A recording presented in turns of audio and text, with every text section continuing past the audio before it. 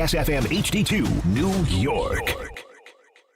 Todd. There's no tush push if you're not pushing the tush. Hahn. I want you protecting my blind side. And Rosenberg. When I was 7, I was riding shotgun and smoking cigarettes.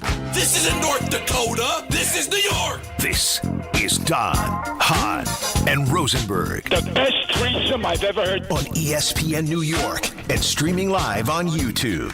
Fast approaching 3:01 in the big city.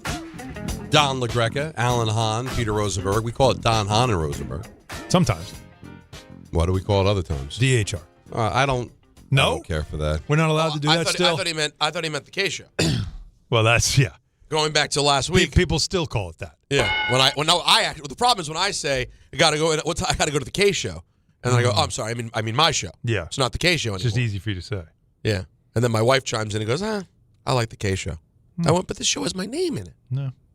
She still prefers the K show. It's clearly me. And that's all right. You always make it about you. Well, he's also uncomfortable because Michael's in studio. Yeah, Michael's watching this whole conversation. Staring daggers right at him. Who's going to be? I think the question every day. I'm waiting for him to do what Don did to you. You know, hey, get up. Right? Remember when Don did that to you last week? Well, it was last week. Yeah, get up. It's my seat. I'm waiting for it. It's coming. You know it's coming. It was tough. Maybe he'll drop a see ya. That was the nicest get out of my seat ever. Was it? It would have been nicer if he didn't do it. Well, let me sit there. But instead, he said, "You know what? I've had enough." Michael's curious what's going on. Yeah, he's looking up with curiosity. Mm-hmm. It was a big Giant day after the Giants lost a game. It was Monday, and it was a Monday. It was Black Monday. Michael's wearing, by the way, the leather. Seth Rollins was coming in at 3:30. Right. Yep. So the decision was, well, let's just have Peter lead. Well, no, and you were not well, and I was. And your voice wasn't great. My voice wasn't great. But then I started saying, the Giants had another bad loss. I got a really big opinion. So when I came into the studio, I asked Peter to just get out of the big seat and I'll lead. Yeah, it was a tough moment. Because you think he could have just sat down here in the loser seat and said, hey, hey, Peter, if you don't mind, let me start things off. I'm hot about the Giants. Nope. Oh, of course. But no, that wasn't enough. He said, get up, get out. Go get your shine box and go sit over there. Well, listen, I didn't want it to be that way, but if it came across that way and got him out of the seat quicker, and I think Michael, knowing me for going on 25 years, probably appreciated that a little initiative that I had. Sure, yeah, I think so. Michael, by the way, all could. Michael is wearing the same leather jacket he wore to the 96 Yankee parade. I love those photos. I can't believe you kept it that long. That was the trench. Yeah, that was the leather trench. He was feeling it in 96. No, a lot. So were other people. Well, his rotation. Everyone was feeling. Let me tell you, everyone was feeling something back then. You know what I mean? I mean, he's young. He's on a parade float. The team that he grew up worshiping, doing play-by-play, won the championship. Gorgeous jacket. Right. If you can't score with all that going on, with a man on third base every day, over, right? You know, he was Darryl Sittler. He was Brett Hull. He knew that there was a 10-point game coming that night. Are you kidding me? Now, speaking of which, I felt that way coming into the show today because when I saw the old tweet that Mike Tomlin was calling it a day in Pittsburgh, I went, well, show's done. Let's start speculating. And it's been ruined for me. Because that's the jumping off point, because when you see the news that Tomlin's got, and we weren't surprised on the performance yesterday. They were blown out by the Houston Texans, and I don't think anybody was surprised. And Aaron Rodgers' last throw is a pick six, and that's got to stick in his craw because it looks like he's done. He's already reached out to McAfee about, with at least the words that could have been his last game ever. But to Peter's point, we find out Tomlin steps down, and that was reiterated by the Steelers, that this was not, mutual. He stepped down. And it feels like he's done. Now, does that mean he can't change his mind in a couple of years? The Steelers have control for 2 years, and that's on pause. So if he goes to television for the next decade, when he decides he wants to coach again, Steelers going to be like, all right, I want compensation. And we saw what happened with Bill Cowher. Everybody assumed Bill Cowher was going to get back and play, go to TV, play that reindeer game for a couple of years, well, he had and then go back. Personal issue that he wanted to get away from football for. Right, but he never came back because it's intoxicating, right? You get to stay near the game. You get paid a ton of money. There's no pressure. And then time flies, man, especially in this sport. All of a sudden, 53, still young, a Super Bowl championship head coach. And then 3 years later, or we've moved on. We're good. Yeah, you lost your last 7 playoff games. You haven't won in a long time. Goodbye. And that's how I kind of feel like this is going to go down. Noel retired. Cowher retires. Tomlin steps down. All 3 in the Hall of Fame. All 3 coached their entire careers in Pittsburgh. It's crazy, the lineage that is now, I think, over. And you brought up the point, Alan, off the air. It's going to be different now in Pittsburgh. It has to be, because they carried a standard for well over, 50 years from coach to coach to coach. And now, unless someone, again, Vrabel going back to New England kind of brought back a little bit of that, what Belichick and all of them had set up for all those years. So maybe they can find somebody along those lines. But right now, there's no obvious coaching candidate that has Steeler blood, right? There really isn't that. So that's going to be interesting to see what happens in Pittsburgh and, the end of what feels like 3 generations of great coaching and success. But this all has to do now with it in New York is what comes next. And I'm telling you,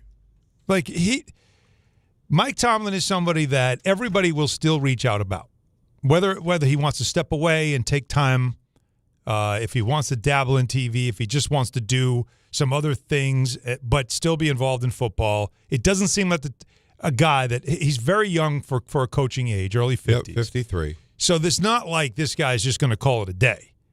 But I don't think he's jumping to another team. And Pittsburgh probably wouldn't want that. So Sean Payton went away, and a team that in the Denver Broncos that wanted to bring him in had to pay a hefty price. It was a late first-round pick and a second-round pick that they had to send to the Saints so that they could hire Sean Payton. And you can look and say, how'd that work out? Right? Yeah, in 3 years, it's worked out really well. So you Not give right up a away, late but first. eventually No, it but did. it never does happen right away. But so that's probably going to be the rate if you want to make a move like that. The Giants are not going to pivot at this point. John Harbaugh's their guy. Well, they're all in on him. What yeah. happens next year is going to be interesting for teams that still aren't sure about their coach but haven't made a move yet. The Jets would be a team in that place, but I mean, he's going to have way better options than the Jets next year if the Jets decide that Aaron Glenn is not the coach. We had that millisecond, right? Like, Tomlin might be in play. And then John Winthrop, our pinhead suit, asked me, Don, you're a Giant fan. Are you pivoting right now? Are you thinking, forget Harbaugh, I want Tomlin?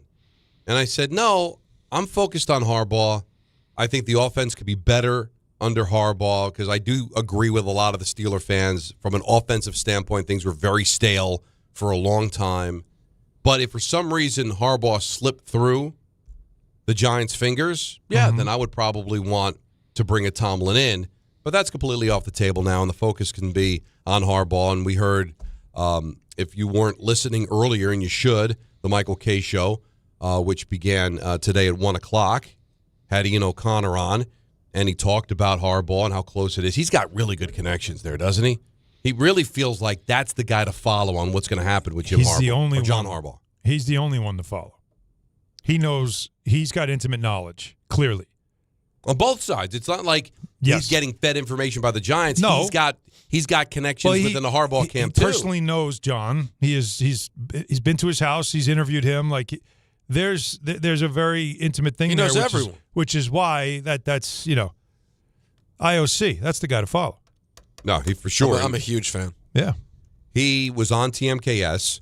Where do the Giants stand in pursuing Harbaugh? I just did something on X a little while ago, the John Harbaugh Invitational. I had the Giants in the second round with a slight lead at 6 under. I had Atlanta and Tennessee at 5 under. Tennessee, I did think all along that Atlanta would be the most serious threat to the Giants fans because of Matt Ryan, because of Bijan Robinson, because of, really, and this might be the biggest thing, the Falcons have the easiest road to a division championship in that division, right? So, and Harbaugh knows that. But what do you think of Penix as your future quarterback? He's had 3 ACL injuries in his college and pro career already, and is he as good as Jackson Dart and Cam Ward? Probably not. So my understanding is Tennessee is going to be right there. And the Giants, I believe, have a slight lead right now, I would say, over Tennessee and Atlanta. But there is, as I've said before, a lot of golf to be played. The in-person meetings still have to happen.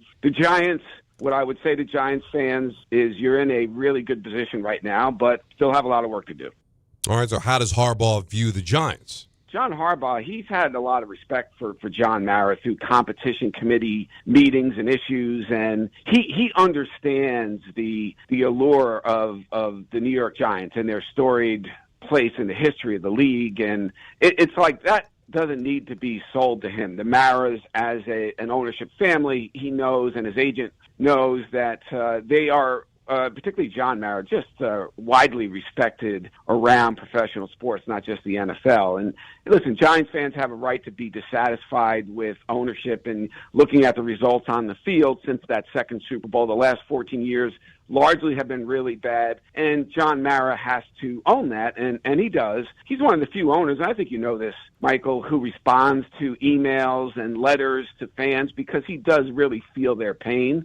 And so he needs to be judged on that without question. But around the NFL and the way he treats people, John Mara is as revered as really anybody, and John Harbaugh is very well aware of that. All right, so Ian says they've got the lead in the clubhouse. Ian says that Harbaugh is impressed with the Giants, respects the Giants, has a relationship with the Maras. So what can go wrong? Right? What can go wrong? You know what can go wrong. The most hated man in Giantsville, and that's Joe Schoen.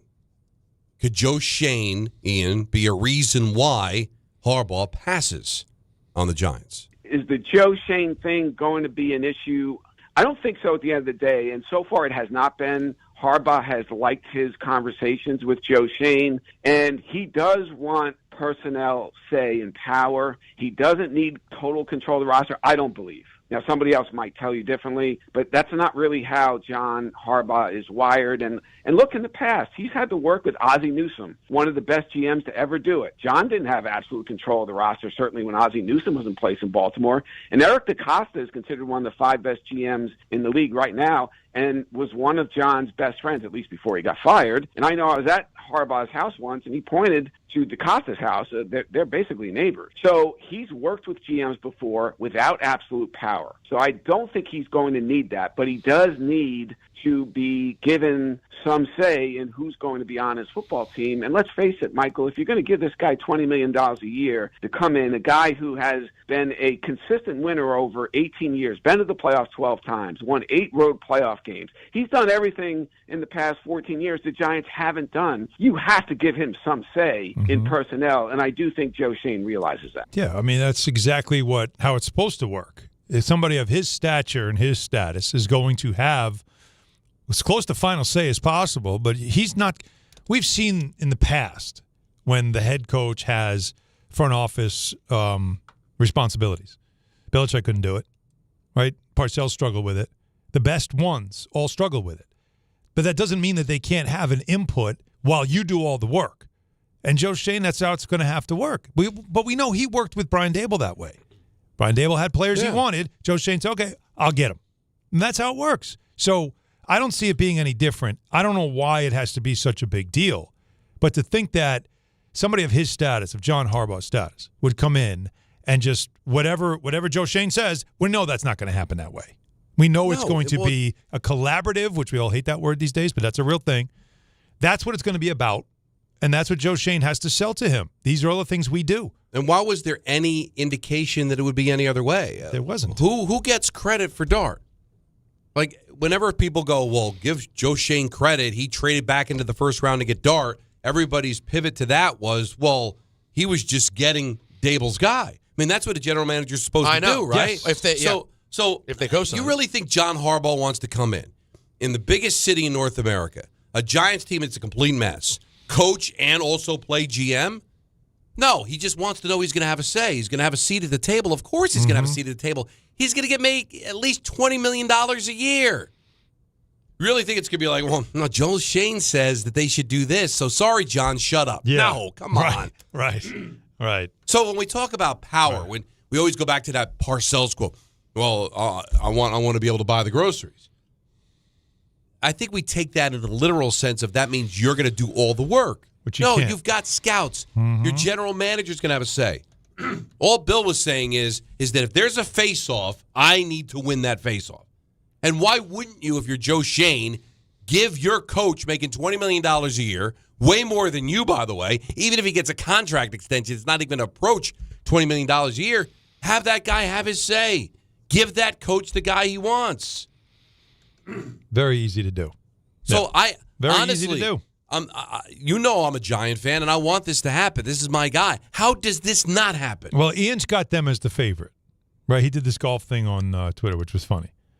And he's got them as the favorite, the lead dog, right? Right. But just a stroke ahead Atlanta. of right. Atlanta and Tennessee. Right. So think about it. Atlanta Tennessee, I mean, and really? Tennessee. I know. How could that be just a Tennessee. hair ahead of Tennessee? But that's what's scary. That's crazy. I don't even but believe isn't it. that scary? But wait, Atlanta. See, if you really want to break it down, Atlanta, as you know, as he explained, Penix had 2 ACLs in one leg, and now he's got an ACL injury in the other. Okay, he's not young. Came into the league older. Now he's not old, but Also, is yet got to a have lot of miles. Is yet to have a full year where he showed you he has it. and there's that. They have Kirk Cousins, and that's their quarterback situation right now. Now, there's a ton of talent around that. They really do have a lot of offensive talent. Their defense wasn't bad this year. So that is attractive because not only of all that, you have a division that is not nearly as much of a slugfest as the NFC East, but this is a guy who's coming from the AFC North, who's used to the slugfest. Right. Then you have really stable, very locked-in ownership with the NFL, right? The Giants have all the above as well. They have stable ownership, don't they? They have a quarterback, a young one, who's just getting started. They are in a division that is, okay, very competitive. But which way are the Eagles going? Which way are the Cowboys going? Commanders are trending up, even though they had a down year. You had to expect they're going to trend up. But still, if there was ever a time to get into the NFC East, it would be now. It's not when. The Eagles aren't at their best like they were for the last couple of years. They're going through it right now, the Eagles are. The Cowboys, I don't know what to expect from them. But since when does a great coach or a great anybody choose the path of least resistance? So I'm going to go to Atlanta because the you go South to the is best so situation. easy to win. You go to the best situation. Yeah, that exactly. I think that's an important distinction, though. Best distinction doesn't necessarily mean easiest path. The best situation, I should say, is you have a quarterback in place, you have an ownership group you like, you have a market with it. So there's a lot of different things. Yeah, I'm with you, Don. I don't think it's ever going to be, this is the easy play. But that could be seeing an opening if you know. For example, this isn't the Harbaugh who took the job in Baltimore 20 years ago. He's only going to do this for, 10 years? This is the last job. This isn't the first job. You'd love that. So you'd want it now. Exactly. That would mean you had a hell of a run. You'd love that. So you do want to get into a place where you feel like you can compete right away. Sure. Right, but I just think the whole idea, I can go to Atlanta and I can go 8-9, win the division, and go to the playoffs. No, he can't think. There's no chance of thinking that. I don't think that's going to play. Tennessee's interesting because they do have a first overall pick in Cam Ward. Again, we didn't get to see that much of him this year. But he's special, though. But it does seem like he's they special. believe. They love him. But we're not short of the whole league was raving about him. It wasn't that this year, right? We didn't. Well, we didn't it's a bad team. No, the and he team got was hurt. the team was horrific. Right. He was frustrated. He was trying to speak up as a leader. He was taking some hits as well, like lumps. I mean, not like actual hits, but he was taking some criticism by the way he was playing because they were poorly coached, and that was a tough situation. But he comes into the league. Everybody really loved him. It was the consensus number one. By the way, meanwhile, in Baltimore, not only is Steve Bisciotti talking about Lamar Jackson as I want him as my quarterback going forward, he's also saying that he's been involved in talking about the next head coach. He's been, and in fact, if he wants to be part of the final interview process, we would love to have him there. What does that tell you? Not going anywhere. Well, what does it also tell you? There was clearly a decision to make between two people. Oh no, I and they chose the quarterback. And they chose the quarterback. That's why they were talking on the show at 10 o'clock. Bart and Carlin. Sure. About if you're the Jets, trying to go find a veteran quarterback rather than draft a quarterback. We've had that conversation. Yeah. And that Lamar Jackson could be available. Nope. Lamar Jackson's not going to be available. No chance. They made their decision. If John Harbaugh stayed, then Jackson's in play. Yes. Jackson's not going anywhere. Yeah. So they've made their decision. I'm keeping the quarterback. And with all of his flaws, go find another Lamar Jackson, a 2-time MVP. Yeah. Like, he might be on the downward spiral here, but he's still a very good quarterback. And when healthy, can be very dangerous. We'll find out if they made the right decision or not. Now, a few other things, and we want to open up the calls at 1-800-919-3776. We're going to play some Aaron Rodgers a little bit later on. It could be the end of an era. Mm-hmm. And I know he's like Jägermeister. You either love him or hate him. There's nobody that's on the fence about Aaron Rodgers, okay? Although I might be the example. Do you love Jägermeister? No, I hate or it. is like you I can love tolerate Jägermeister? No, but there is no You tolerance. love? I think you either love it or you can't stand it. I don't know any people that can take it or You leave love Jägermeister. I Love do. it. I like that licorice flavor. Yeah. That like hit of Robitussin. I like that. Yeah, I'm grossed out by it.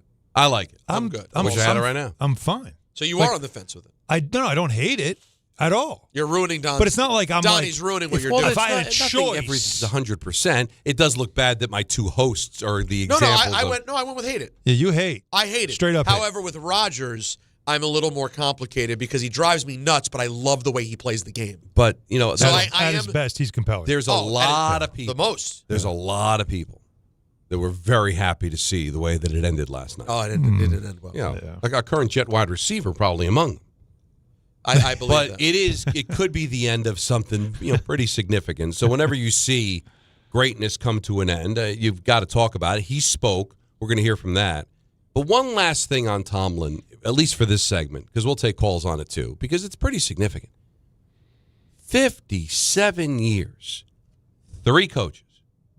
Chuck Noll retires, never coaches again, Hall of Fame. Bill Cowher never coaches again after his retirement, Hall of Fame. Tomlin's going to the Hall of Fame. I mean, think about an organization, and I know the Steelers bitched and moaned about him, but you rooted for a team that in 57 years had 3 Hall of Fame coaches. And never fired them. Never fired them. They all Didn't just need to. walked They all- away. they all He's left. following the same thing now. Yep. It is, and to Alan's point, it's going to be different because now you're kind of like everybody else. I know you haven't won a championship, 7 straight losses in the postseason. I understand that frustration. I do. But at least you could have took pride in you weren't like everybody else. Grabbing coaches all over the place, firing this guy, firing that guy. This guy resigns. This guy embarrasses you. Who's the next coordinator that fails? You know, what the Jets and the Giants have lived through over the last decade. Yeah. That there was a stability there. And unless you luck out a 4th time and the next coach is going to follow in line with the previous 3, and the odds of that are astronomically against you, that you now have become like everybody else. Like a dog looking for a bone, just trying to find that next coach. Mm-hmm. And it's going to be a guy that might not work, and now you're back in the firing and this guy not doing the job. It's where we thought the Patriots were going to go, and then they got Vrabel. And now so they're there is back. something to that. And listen, I know it's all about winning now, and all we care about is lifting the Vince Lombardi trophy, but there is something to be said about an organization that literally for a half a century did not embarrass themselves, handle themselves with class, or the gold standard of how to run a franchise. I know we get caught up in the Vince Lombardi trophy, and that's all that matters, but just like Aaron Rodgers might have thrown his last ball, it might be the last time that we can hold the Steelers to that standard. Good luck finding the next guy, and maybe you will. And maybe we'll be talking about, can you believe 75 years, just 4 coaches? Yeah, right? But in all likelihood, you're going to be a squirrel trying to find the nut like every other team has been, and just a laundry list of coaches. I like and to Baltimore's there too. Yeah, Baltimore 19 went years, back to back with 2 coaches Yeah. that just they were there for a long time. Like, think about that. Like, you had Billick, and then you had Harbaugh, and they have done nothing but be every year competitive, every year the right standard. And now they're trying to figure out who the next coach is going to be, and their quarterback is involved in it, that never happens. It shouldn't happen. But that's where they just a are. quick thought, didn't really put that much thought into it, but considering how the Giants were blown away by him and how close the Maras and the Rooneys are, I wonder if Antonio Pierce will have a shot at that job. Well, Brian Flores is a name that everybody's saying. No is an quarterback, obvious though, guy. so is he going to want to Who go really there? wants to go somewhere where But, Pierce trying to get back into good graces, interviewed well with the Giants, the relationship between the Giants and the Steelers, and I just wonder if that could be the next guy. But we've got to listen, that's Pittsburgh's problem, but but there's so many Steeler fans in New York. They're a national team. It's going to be odd. They all got what they wanted, Don. Danny got what he wanted. Yeah, and now we'll see. him out. And I listen. My friend Carmine too. They're celebrating today. Crazy. And I get it. You haven't won. Crazy. And that's a record. 7 straight losses in the postseason. And last night was not close. But there is something about stability and not embarrassing yourself. And the Steelers have been able to do that compared to the two franchises we have here in New York. All right. We've got a big show, 1-800-919-3776. Always fun to talk to you on a Tuesday. All of us in studio. Always a lot of fun to do that. We've got Talk About It Tuesday at 4:30. You kidding? We've got ENN. We've got to decide what we're doing with ENN. We're only going to be on until 6:10 because we've got St. John's and Marquette at the Garden at 6:30. So a 5:40 ENN, correct? Is that what we're doing? 5:40, 5:45? 5:50 I was told. Well, by the time we break there, so. Okay. But Yeah, St. John's. 5:50, no, we're going from 5:50 to 6:10. That's the plan. All right. So a lot to look forward to. God. Did you just see how getting much- started. What's the matter? No. What happened? We got to talk some Mets for a minute here when we get Well, back.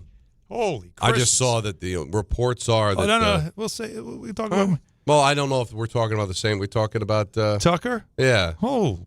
Yeah. There's a. You know what? There's. Remember Wolf of Wall Street? Yeah, When just the saw it FBI recently. goes on the yacht and he's flinging the money. Mm-hmm. Those are baseball owners. They just they light cigars with $100 bills. The money means nothing. I mean, nothing. And it's crazy because nobody watches the sport relative to the other sports, but they got more money. It is so weird. It's like, listen, I know you don't deserve $8 million. I know you don't, or 8 years. And no one's going to watch you play. But we're just gonna back the truck up. Don Hahn and Rosenberg, ESPN New York. Movies are a place of dreams, and this year, Song Sung Blue captures that spirit like no other.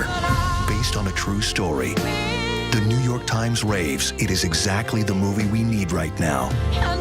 If you're there with me, I am not afraid anymore. And now Kate Hudson is an Actor Award nominee for Best Actress in the Best Picture of the Year, Song Sung Blue. From Focus Features, rated PG-13, may be inappropriate for children under 13, now playing only in theaters. What if your instincts could pay off? With Robinhood Prediction Markets, you can put your sports IQ to work on the games you know best. It's not you against the house. It's you participating in a live market. Buy or sell your predictions all game long. Trade every play with Robinhood. Visit Robinhood.com/predict. That's Robinhood.com/predict. Futures and cleared swaps trading involves significant risk and is not appropriate for everyone. Event contracts are offered by Robinhood Derivatives LLC, a registered futures commission merchant and swap firm. When it comes to meat and seafood, selection matters, and no one beats Wild Fork Foods. To everyday essentials, to high-quality steaks, to seafood and more, every product is blast frozen to lock in peak flavor and freshness so you get restaurant-quality meats at home for amazing prices. Shop in person at 7 locations across Long Island and New Jersey, or you can order online for same-day delivery. It's easy, it's convenient, and the prices are wild. WildForkFoods.com. Not all F words are bad. Some are actually great, like fast, free fiber for 4 months. Yep, switch to Optimum Fiber for as low as $25 a month. Plus, for a limited time, you can get 4 months free, HBO Max included for 1 year, and a 5-year price lock. Don't wait, this free fiber deal won't last long, and the fastest, most reliable, most consistent internet speeds await you. Call 888-4-OPTIMUM or visit Optimum.com/free today. Terms apply. See Optimum.com for details. And now let's take a look at the traffic with Brandy Scott. Thanks a million, guys. Good afternoon. Already a bad ride out there on the roads. Belt westbound at a standstill in Brooklyn. A crash in the right lane by Cropsey Avenue. Solid ride heading over to the Verrazano from Flatbush Avenue. Broken down SUV on the BQE westbound. Left lane out by Metropolitan Avenue. Delays there go back across the Kosciuszko Bridge into Queens. Worst of it's to the outbound George Cross Bronx westbound. You're slammed there from White Plains Road on through. Adding to the delays, a broken down tractor trailer underneath the apartments heading over to the upper deck. Inbound George, just about 5 to 10 for the upper levels. Still have some afternoon road work on the span. Outbound Lincoln and Holland tunnels are only 5 minutes each. This report is sponsored by Mothers Against Drunk Driving. For victims of drunk and drug driving, your grief is unique, but you're not alone. You always have a place at MAD. Visit MAD.org. I'm Brandy Scott on 880 ESPN New York. Make cancer screening a part of your annual healthcare routine.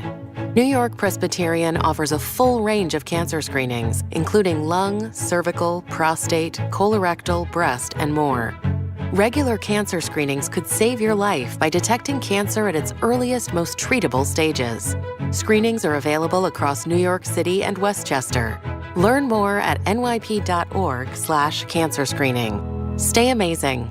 New York Presbyterian. Hey, fans! Welcome back to Fansville's Cheers and Tears. Oh. Okay, so everybody deals with losing, right? To a rival on a last-second field goal. Whatever, it's fine. I'm totally fine. But I cope with losing with an ice-cold Dr. Pepper. Those 23 flavors are so delicious. They totally wash away the pain of your college football team taking a big fat L. College football, it's a pepper thing. Score more with the college-branded Venmo debit card. Rep your team with every tap and earn up to 5% cash back through Venmo Stash, a new rewards program where the more you do, the more you get. Get your Venmo debit card today and start earning rewards with Venmo Stash. Learn more at venmo.com/collegecard. The Venmo MasterCard is issued by the Bancorp Bank N.A. Select schools available. Venmo Stash terms and exclusions apply. Max $100 cash back per month. See terms at venmo.me/stash terms.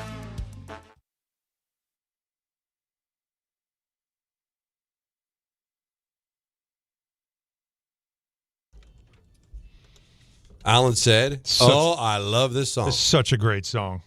Hold on, I don't remember what it is yet. It's so hard as we're going to break into our music, as we usually do, to really grade the 4 solo acts for the Beatles. Because is Paul McCartney and Wings really a solo act? I mean, it was a band. No, it's a group. It's a group. But he gets credit for what he was able to do after the Beatles. George did a group briefly, but George was mostly solo. George was a monster right out of the box. Yes. He was the first to have the huge... That's Band on the Run, by the way, by Paul McCartney. Yeah, it's really good stuff. By Paul McCartney and Wings? Yeah, so good. Band on the Run? Band on the Run. I love that. I'm really growing to like Wings, I think. Yeah, in my old age. This was also a song that starts slow, but then it picks it. It has 3 different parts to it. It's a symphony. It's really Well, you remember when I came in, Don, and told you I now loved Let 'Em In. Yeah. Which I didn't remember and really know that. And everything I keep hearing from Wings is pretty good. Brother John in the song is a reference to Lennon. I don't think it is. I think it is. No. I thought I believe I was. looked it up. You looked that up? I did. Because I did too. Yeah. No, you did? Yeah. No, I don't think Years ago, I was wondering if Brother John is a reference to I think Lennon. you're wrong. And apparently it was. Martin Luther, Brother John. Yeah. I don't think either is about Who's Martin Luther King who's or Brother John then? I don't know. But Let 'Em In, John's still alive. Yes. Yeah. And the song is about letting people into heaven. Okay. Right? And so I don't think it's about Brother John. You know what I'm saying, Don? No, I hear what you're saying. Listen, but a radio DJ. He's our resident Beatle guy. A radio DJ could have lied to me many years ago. No, Because I believe I heard it. Listen, as much as I love on and the respect radio. the DJ, you never know. Kevin Patullo fired as the Eagles OC. Shock. Kevin Stefanski, meanwhile, meeting with the Atlanta Falcons today. Could you think he can end up in Pittsburgh? Or no, because it's the same division? I don't think the same division thing matters, but that's for him it doesn't. wouldn't I want think that Harbaugh job. wouldn't go to Pittsburgh, but All right, so just quickly, most people believe it was thought to be John Lennon. However, it could be his wife Linda's brother, John Eastman. There you go. Well, we'll never know. See? Well, ask Paul sometime. He's still with us. Oh, he's definitely still with us. But he had the early career before Wings. And the best example was, maybe I'm amazed, was a Paul McCartney solo vehicle, but then the song sounds much better with Wings. Yes. Much better with Wings. Yes. All right, No, I saw Wings once. You did? I did. At Bonnaroo. What? But I didn't know any of the songs. What? Yeah. How do you not know any of the songs? Any of them? When I saw them performing, I don't remember at the time. This was like in 2011, 2012. I don't remember. 2011. I don't remember knowing any of the stuff he was playing. So I would have thought it would have been where I didn't know that was Wings. Oh, I heard that song before. I didn't know it was Wings. Not, I don't know any of these songs. Or no, I apologize. It was McCartney, but he was doing a lot of Wings stuff. Where was this? At Bonnaroo. Aaron Rodgers spoke. The first thing he said was has not made a decision about his future. Yeah, just get away and then have the right conversations. And you know he likes to milk this stuff, right? he's going to But again, he should learn from last year when no one cared. Remember? Like, oh, maybe he'll go to Pittsburgh, and then eventually we just spent the whole summer of not really talking at all about I would kind of Rodgers, tell him, like, dude, if you want to play, I would say you plan on coming back and talking to Pittsburgh about it right now. What do we think of the theory, though, that has been floated out there, that he would be the guy that, like what Phillip Rivers did this year, but a little more ready for it?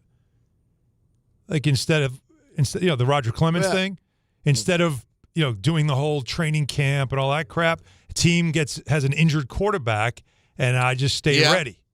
Yeah, like we always speculated that would happen with him and the Niners or the Rams. You know what I mean? Like because he seems like a guy that, while he probably knows this is it, like Joe Flacco was the same way. Flacco was done and then was called. They broke glass for an emergency, and he came in and he showed you he could still play. And Rodgers I don't know if he knows life without football. It's been his whole life. And he could still play. He still has an arm. If he could play someplace that could protect him, you can win games with Aaron Rodgers. You're winning a Super Bowl with Aaron Rodgers? I don't think so. But if you were just looking for some stability at the quarterback position, I think you could supply that for the foreseeable future. I'm not going to tell you what this cut. I'm not even going to tease it. Okay. I want you to hear it and tell me what you think. Okay. All right? Okay. You ready, guys? Aaron Rodgers. I was fortunate to play in an incredible football city for 18 years, and I never took it for granted. I enjoyed that time there, and this has been a really beautiful back end to that first 18, to be able to be here for a year. This is a special place. You got tradition, got excellence, got all-time greats. Even just looking around the stadium tonight just to see the fans, there wasn't a big splattering of Texans fans, and there's a lot to be said for that. There's only a few really special places in the league that have the tradition and the town and the organization, and I'm thankful to have played for two of them. How about that last part? Two of them. You almost have to respect it. Actually, I do respect it. I mean, honestly, he's not wrong. Well, and that's why I respect it. Can't take that what about the Jets? He couldn't just say three? No, he's trying to make a point. I played for two great historic franchises in the Packers and the Steelers. Why should I have to dumb it down for the other two to just throw the Jets in when the Jets aren't there? Right. He was only there for a couple of years. It was not very productive. They didn't win. Did Wade Boggs say I played for three great franchises? No, Red Sox, Yankees, and the Rays? Yeah. He's not going to include the Rays with the Red Sox and Yankees. It's the same thing. So you're going to call him a nozzle for just not being the guy that's just going to just throw out superlative. Three great organs. No. I don't think he was taking a shot at the Jets. I just think he was just being little. I played for two of the great organizations. No, I agree. Jets aren't one of them. I agree. This does not, as a Jets fan, I don't take this personal. Well, you would be the person to ask. No, I'm not. None of this. He's not wrong. He's not wrong. Now, if he had played for the Giants in between for a year, then you could maybe take. Then I'd be a little annoyed because I'm like, wait. This is one of the flagship franchises. You don't do that. He knows exactly what he's doing there, and he's only recognizing that. I don't think he's even thinking about the Jets when he's saying these. I think what he's saying was, the Packers are a brand, and the Steelers are a brand, and I got to play for two of the best brands in the sport. It's pretty cool. I don't think this is a shot at the Jets, if anybody wants to think it is. I think he's just stating the obvious, and we now have a firm grasp of the obvious, which is the Jets are not considered to be a brand franchise in the NFL. And listen, he's not a kid.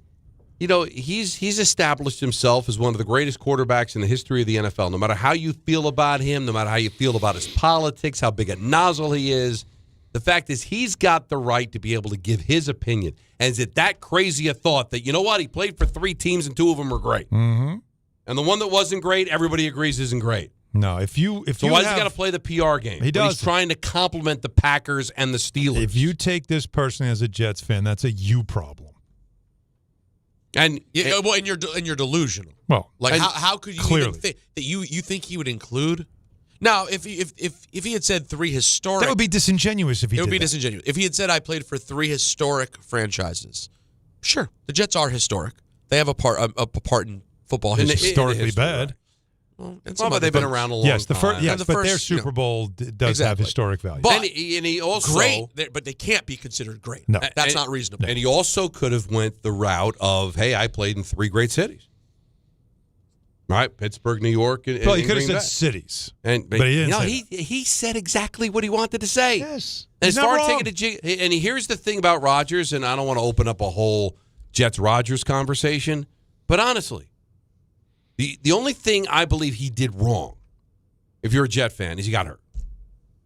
That wasn't even his fault, right? And you got rid of him. It was He didn't walk out. He didn't say, I want to get out of this dumpster fire. He wanted to stay. Jets said go. So he left. And he went to the playoffs for Pittsburgh. It was the fault of whoever called for the cut block.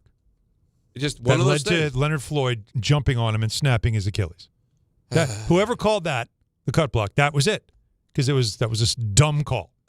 There's another thing Rodgers said, but I want to save it for a little bit later on in the show because it does open up a really interesting conversation on the state of our business, on the state of our country. But I want to save it for a little bit later on because I want to get to these calls. Wait, are we getting into the state of our country? I have a lot to say today. Oh, boy. Well, all right. No. Go ahead, Don. It was a joke, Don. Just keep No, going. I know, and I want it to be there as a joke. I know. But the more you expand, then there's no more jokes. Let's go to Marvin in the Bronx. You're on ESPN New York. What's up, Marvin? Marvin. Hey, guys, I got to make this announcement. You got to give me time. You're sitting next to a Hall of Famer. Thank you. Alan Hahn, right? Alan and I are both graduates of the same school, and I was talking to the athletic director yesterday, and I want to announce it to the public. Alan Hahn will be inducted into the next Hall of Fame LIU Post, which was formerly CW Post. I've been pushing it for years. Congratulations, Alan. Is that true? Did you know this? That's yes. And the athletic director told me Alan wanted to refuse it. I just yeah. Alan, you're humble, but you deserve it. You're the finest example of people who have graduated from our school, and you represent as well through the media all through the country. And I've been pushing. I've been pushing this for years. Thank you. I've gone out to the school and said you need to induct him in the Hall of Fame. But I want to say congratulations. You've been humble about it. You've hit it. But guys, you are sitting next to a Hall of Famer. Wow. That's and Thank well you. deserved. And he is a very humble person. But you know what? Take a bow, my friend. That's awesome. It's a very nice honor. It's a great honor. And he's Not going one I'm to deserving. MC the program. I was told. I was like, well, and not only that, how about I'll just as far MC? as a lifetime Giant fan, Harbaugh coach. Yeah. Hey guys, thank you for the time. And Alan, congratulations. Thank you so much. Wait, hold on. So real quick, you're going into your high school's Hall of Fame? No, college. Long Island University. LIU's Hall of Fame. Yeah. And you're hosting the event in which you're going in? Well, the least I could do is that, right? Wow. This is like a guy. something. This is one night when you're supposed to sit there, sit back, be It's- honored. Yeah. And he goes, because no, I'm no. so like that. He goes, let me do something. Let me grab the mic. Let me help out a little bit. Because he honestly doesn't believe he deserves this. No. You know what I hope? I don't. You know what I hope? If it was me, let me be honest, not me. If it were Michael Kay, you know what he would do? He would say, it's really nice that you're honoring me, and I appreciate that. And in fact, I'd be happy to host the event. And they would, oh my God, that's such an honor. And he went, my business manager will be in touch. $10,000 will be a great night. And that way, it's at least not a waste of my time. Right, exactly. There's got to be some monetary. There's got to be something. Instead, I'm going to work on the arm for no reason and feel embarrassed. and maybe they'll give me a dinner. Yeah, Alan's not about the Quan the way that Michael was. But no, great. Congratulations. Thank man. you. That's So that wonderful. just I happened? could see. It's brand new? Look at him. Yeah. Look at him. When did it happen? You're humble. You're 'cause embarrassed by this. I don't take but this look well. take a look. Sometimes you need to take a look at what you've accomplished. I know you're always thinking about the next thing, what you're that's currently why doing. I But you don't- take a look at. I go around. Give me another LIU Hall of Famer. Brian Kilmeade. Well, you know him. Do I? Brian Kilmeade. You don't watch Fox, so you don't know him. Oh, he's on Fox News. on Fox News. Sports phone. He's a soccer guy. He was a sports phone guy, too? Was he really? Yeah. How about that? From Gotta sports start- phone to gotta Fox start there. News? How about that? Yeah. He was a soccer player there, though. There's a Well, lot that's really cool, though, man. Well, yeah, it's you very cool. should take that in. Yeah, but Now, that's how why would you're you, so cool. All right, Bo. so within days, right, Elliot Charles, the athletic director at LIU, called me to tell me about this. 2 days later, I heard from the Suffolk Sports Hall of Fame, Suffolk County, Long Island. And the LIU one is in March. In May, Suffolk Hall of Fame. Called you? Mm-hmm. Were you that good in high school? Isn't it crazy?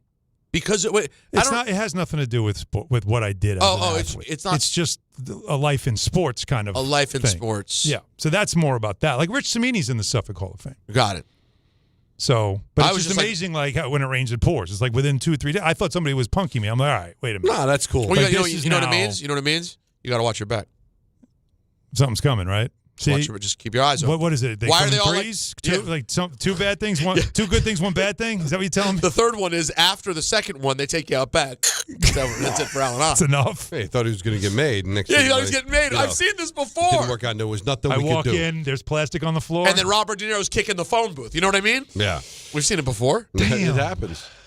Well, How did they not see that coming, by the way? I know. In retrospect. Jimmy. How did Jimmy, of all people in retrospect, not see that they were going to... And I got to tell you, you know how I love that movie. You love it more than anything. You've watched it 100 times. Maybe 120. That scene bothers me to no end, continuity-wise and acting-wise. Oh, no. What? First of all, you're Robert De Niro. You can't cry. That was a really fake, artificial cry. That's an interesting take. You know, That's an interesting take. Take a look at it again. No, he doesn't cry. You're right. And the other thing is that they shot him in the face so his mom couldn't open the casket at the funeral. Well, what did they present the body to the police? That thing's 6 feet under. They never found a body to bury. Oh, it's a that bothered me from the second I saw the movie. It was like they couldn't. They'd have to close casket at the funeral. Yeah, there was no funeral. There was no funeral for Tommy. It's an empty casket. That's a great.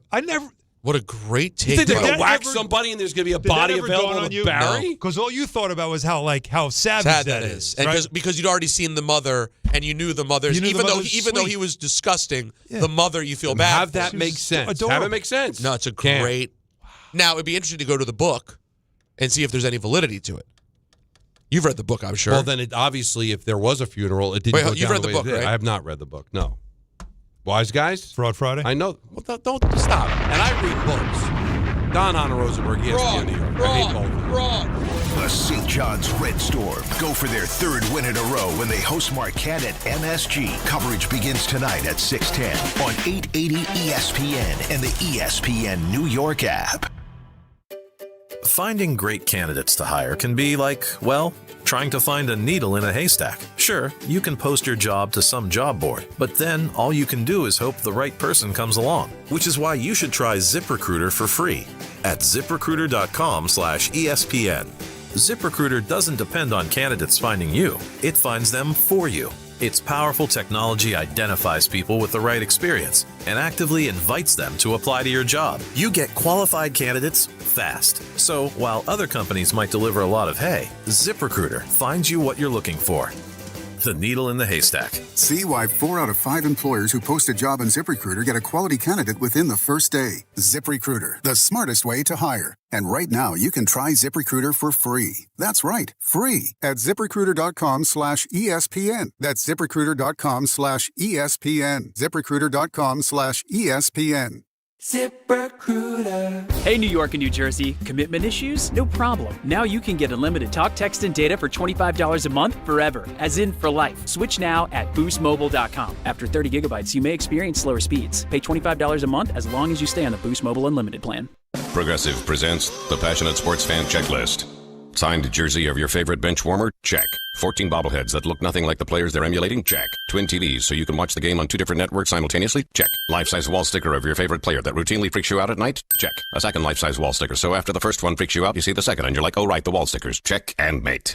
Bundle your renters and auto insurance with Progressive and save on protection for the things on your checklist. Get a quote at Progressive.com. Progressive Casualty Insurance Company affiliates and third-party insurers not available in all states or situations covered subject to policy terms. Whether you're building a single roof or a successful roofing business, roofing contractors like you need the right tools for the job, and software is no exception.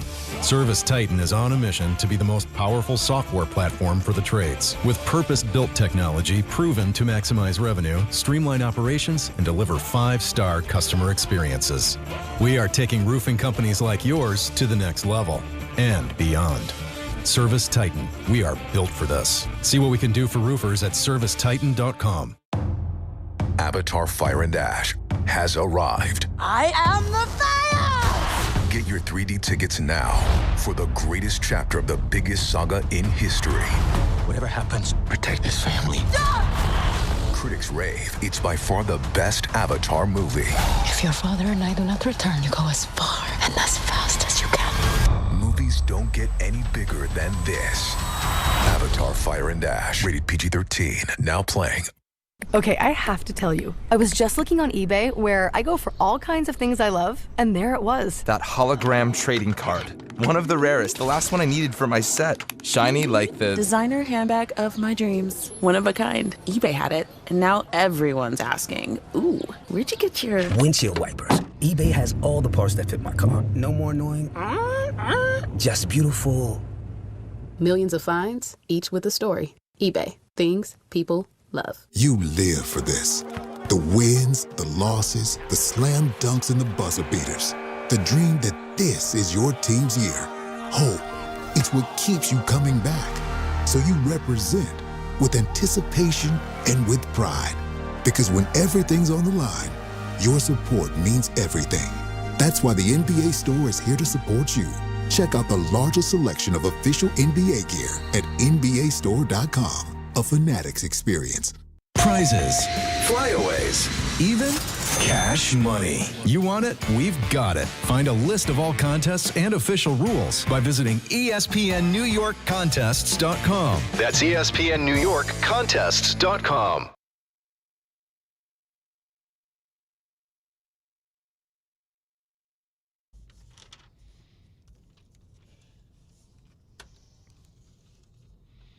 Don, Hahn, and Rosenberg with you until 6:10. At that time, we're going to hand it off to St. John's Marquette. Let's get back to your phone calls at 1-800-919-3776. Let's talk to Jim in Queens. You're on ESPN New York. What's up, Jim? What's up, guys? How are you, man? I got a problem with you guys. Keep calling the Giants like this storied franchise. Weren't they so pathetic back in the day that the NFL had to save them? Like, they've hired some of the worst coaches in the NFL. McAdoo, Ray Hanley, Gettleman was a punchline. Their best player that they still bring out in front of fans was a cokehead perp. Okay. Eli Manning was half the people they say he was overrated. Okay. Can we stop saying they're so They are. storied? They are. They've been around forever. They're a flagship franchise. Yeah. When Bill Okay, Parcells but took the they're job, around Jim, forever. he said, "Well, no, but they also went to 4 straight championship games in the early 60s. They won titles in the 30s and in the 50s. So there is a hit. When you say historic franchise, we're saying they've been around since the infancy, since 1925. They're 100 years old. But Jim, not even just that. But Jim, not even just that. And I hate the Giants. I'll go through you division by division if you want. Tell me the teams whose legacy you take before theirs. It's not many. They have 4 Super Bowls. It's 4 Super Bowls, bud. In the last I get it. 40 years. I get it. They won Super Bowls, but let's not make it like this. They're the barometer of what a great franchise No, does. they're not that. No, we said historic franchise. They were so awful. They had to be saved by the NFL. Jim, first of all, who's your favorite team? The Jets. Okay. Has nothing to do with it, though. Oh, it does. No, it does. Every franchise. What about the Dallas Cowboys? Are the Dallas Cowboys an historic franchise? But you're yes. All right, they haven't. They've won what, like 3 playoff games in the last 30 years? No championship in 3 decades. Their owner had a White House, so all their players could do coke and whores. Yeah. Is that historic? Yeah. But wait a second, Jim, Don, you're dialing it up, Jim. But you're dialing it up. Their owner is a joke right now. But that doesn't mean right now. How long has he been the owner? But we're talking about 2 different things. They obviously have hit hard times. Yeah. Like the Yankees weren't an historic franchise when Stump Merrill was their manager. I'm not saying. Let's not make them like they're the best. Like, who said that? That's the thing. Jim, they're an historic franchise. No, see, you're. That's they're why. They're not a franchise. You want to style your franchise. Nobody said. Wait, Jim. Again, this is your Jets fan is showing because you're taking something that's being said and you're amping it up to 100, which is not what we did. You're hearing it that way because it bothers you. Been in the league a long time. It bothers you that somebody says something nice about the Giants while the Jets right now are a laughingstock in an embarrassing franchise. No. You're a Jets fan, right, Alan? Yes, I am. Yeah, but I can acknowledge that the Giants. Up the Giants. But they're not that great of a franchise. Well, right now, but they have a history. But Jim, they have a history. There's something about the history of the Giants. Well, who has history, Jim? Longevity matters. You know, I'm going to ask something. Hang up on Jim because he's annoying. But, he's a moron. Well, he's saying the same thing over and over. So I'm going to just play a little game with you guys, real quick, division by division. We'll be quick. Okay. In the AFC East, we all agree the only team better than the Giants historically now is the Patriots, right? Yeah. They've surpassed them at this point because it's the greatest run of all time. In a short span. But, but they now almost it's still didn't exist for the first 50 years of the franchise. No, but the last 20 Nobody cares about that. But before Chuck Noll got to Pitt, the Steelers go back to the 20s. Yeah. I know. But nobody cared until Chuck Noll got there in 69. Let's just be fair with everyone. go. So we agree Patriots? You'll take the Patriots? Yeah. Would you take the Patriots at this point? You would take their trophy room and probably have everything. They're a well-run franchise right They're now. new money. They're new money. Now, here's interesting. The AFC North. Obviously, Cincinnati and Cleveland are out. Baltimore and Pittsburgh. Giants still have a better legacy than the Ravens. Even with what the Ravens have been, it's still too short, and it's only 2 rings. Yeah. But 1 ring. No, the Ravens. Rings. The Ravens have 2 rings. The Ray one, but they're new money also. So you're taking them and Pittsburgh. Yeah. Taking Pittsburgh. Okay. Yeah. So that's 2. You are taking. So it's 2. AFC South. Nobody. AFC West. Broncos over the Giants? No. Just under, right? Yeah. Broncos have no. Just under. In the NFC East. Now that is interesting, right? Because the Cowboys have been now bad for so long. But how many rings do the Cowboys have? 4? 3? 4. So the Cowboys? Yeah. No, the Cowboys are at 5. 5. 6 is the record, right? Or 6. So I guess they're 5. I think they're 5. So it's funny. But the East is complicated. All we said, because they're that's a historic long-term franchise. Yeah. Right. Because they've been there's no around for over 100 years. They've won 4 Super Bowls. They've got championships before there was a Super Bowl. Yeah, they're going through a tough time, just like the Steelers went through a tough time. The Cowboys are going through a tough time right now. The Patriots almost didn't exist before Bill Parcells got there. You want to talk about a checkered past, take a look at the Redskins' history. Before they got to the Super Bowl 14, right? No, essentially it was the Super Bowl 7. Excuse me. Super Bowl 7. Essentially, the Redskins' run is like a 20-year period. Yeah, it's like a 20-year period. And then Sammy Baugh, 70 years before. But there's historic. There's the idea of being an original. The idea of being a flagship, right? All that stuff matters. The Rangers have 4 cups. They haven't won one in forever, right? That's why. But they are a flagship original 6 franchise of the NHL, right? But the Knicks haven't won in over 50 years. But they are an original flagship franchise of the NBA. That's why it was moronic with what Jim. The Giants are. Jim is misunderstanding. Nobody said the Giants are a model franchise. Nobody has said they're the greatest franchise. We just said they're a historic franchise because they are. They're 100 years old. They've got 4 Super Bowls. They've played in 5 Super Bowls. They're established. There's a history. Yes. You can't tell the history of the NFL without talking about Mel Hahn and Sam Huff and Y.A. Tittle. Because there's a history. What don't you understand? Well, he didn't. Oh, no. You don't understand because you don't understand. That's the problem. No, I'll tell you. You wanted to get my goat and you got it. Well, I'll tell you. Grab on and hang on because there's a lot to grab to. I can tell you that.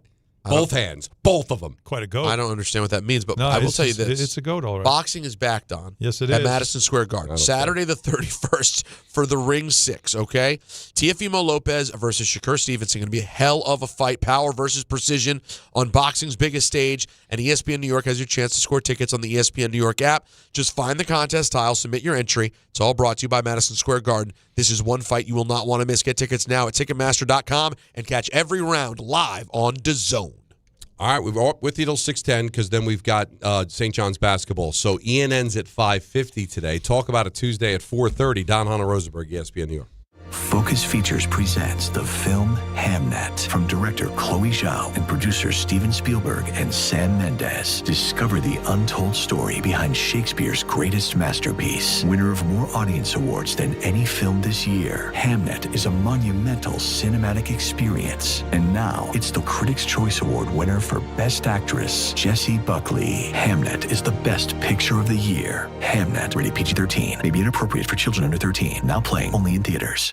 If you've been injured on a construction site, then you need a lawyer who knows New York's unique labor laws. At the Parisman Firm, they have decades of experience handling construction accident cases and a proven track record of delivering huge results. Their team has already recovered nearly $1 billion for hardworking New Yorkers. From scaffold accidents to slip and falls and equipment failures, they've got your back. Call the Parisman Firm now at 718-WORKERS. That's right, 718-WORKERS, because your case is their cause. Get the justice you deserve today. At City Harvest, we believe no New Yorker has to go hungry. With your help, we're on the road 365 days a year, rescuing over 77 million pounds of nutritious food and delivering it free to millions of New Yorkers, transforming surplus food into sustenance, sustainability, and smiles, rallying thousands of New Yorkers to power a network of nourishment across our city. One day, one meal, and one New Yorker at a time. That's how we feed good. Donate at cityharvest.org. Benjamin Franklin, sir, I've just received news. Speak. They're multiplying you. Multiplying me? Yes, many times. Multiple Benjamins? Shall I stop it? No. Multiply your Benjamins with New York Lottery's Extra Multiplier Scratch-Off games. Play for the chance to multiply your winnings up to 100 times. Prizes up to $3 million. I've won! I've multiplied myself! We won! Please play responsibly. Must be 18 plus. Gambling problem? Call 1-877-8-HOPE-NY or text HOPE-NY. A SoFi personal loan is here to help you achieve something once thought impossible: overcoming high-interest credit card debt. Walk the tightrope of your finances with one low, fixed-rate monthly payment, no fees required, and as soon as the same-day funding. That's right, pull off your own debt-defying stunt with a SoFi personal loan. Visit SoFi.com/trick to learn more. Loans originated by SoFi Bank, N.A. Member FDIC. Terms and conditions apply. NMLS 696891. Life is full of choices, some big, some small. And when you choose an H&R Block Tax Pro, you're choosing the largest network of tax expertise to be in your corner. For when your big ambitions need help with the small details. For when your six figures come from 6 different places. For when your gaming stream becomes your revenue stream. For when your business's year one needs 70 years of tax know-how. At H&R Block, we've seen it all, and we're here to help you make the most out of your money for life outside the box. Get started at hrblock.com. 880 ESPN, WHSQ, and WCBS-FM HD2, New York. A Good Karma Brands radio station.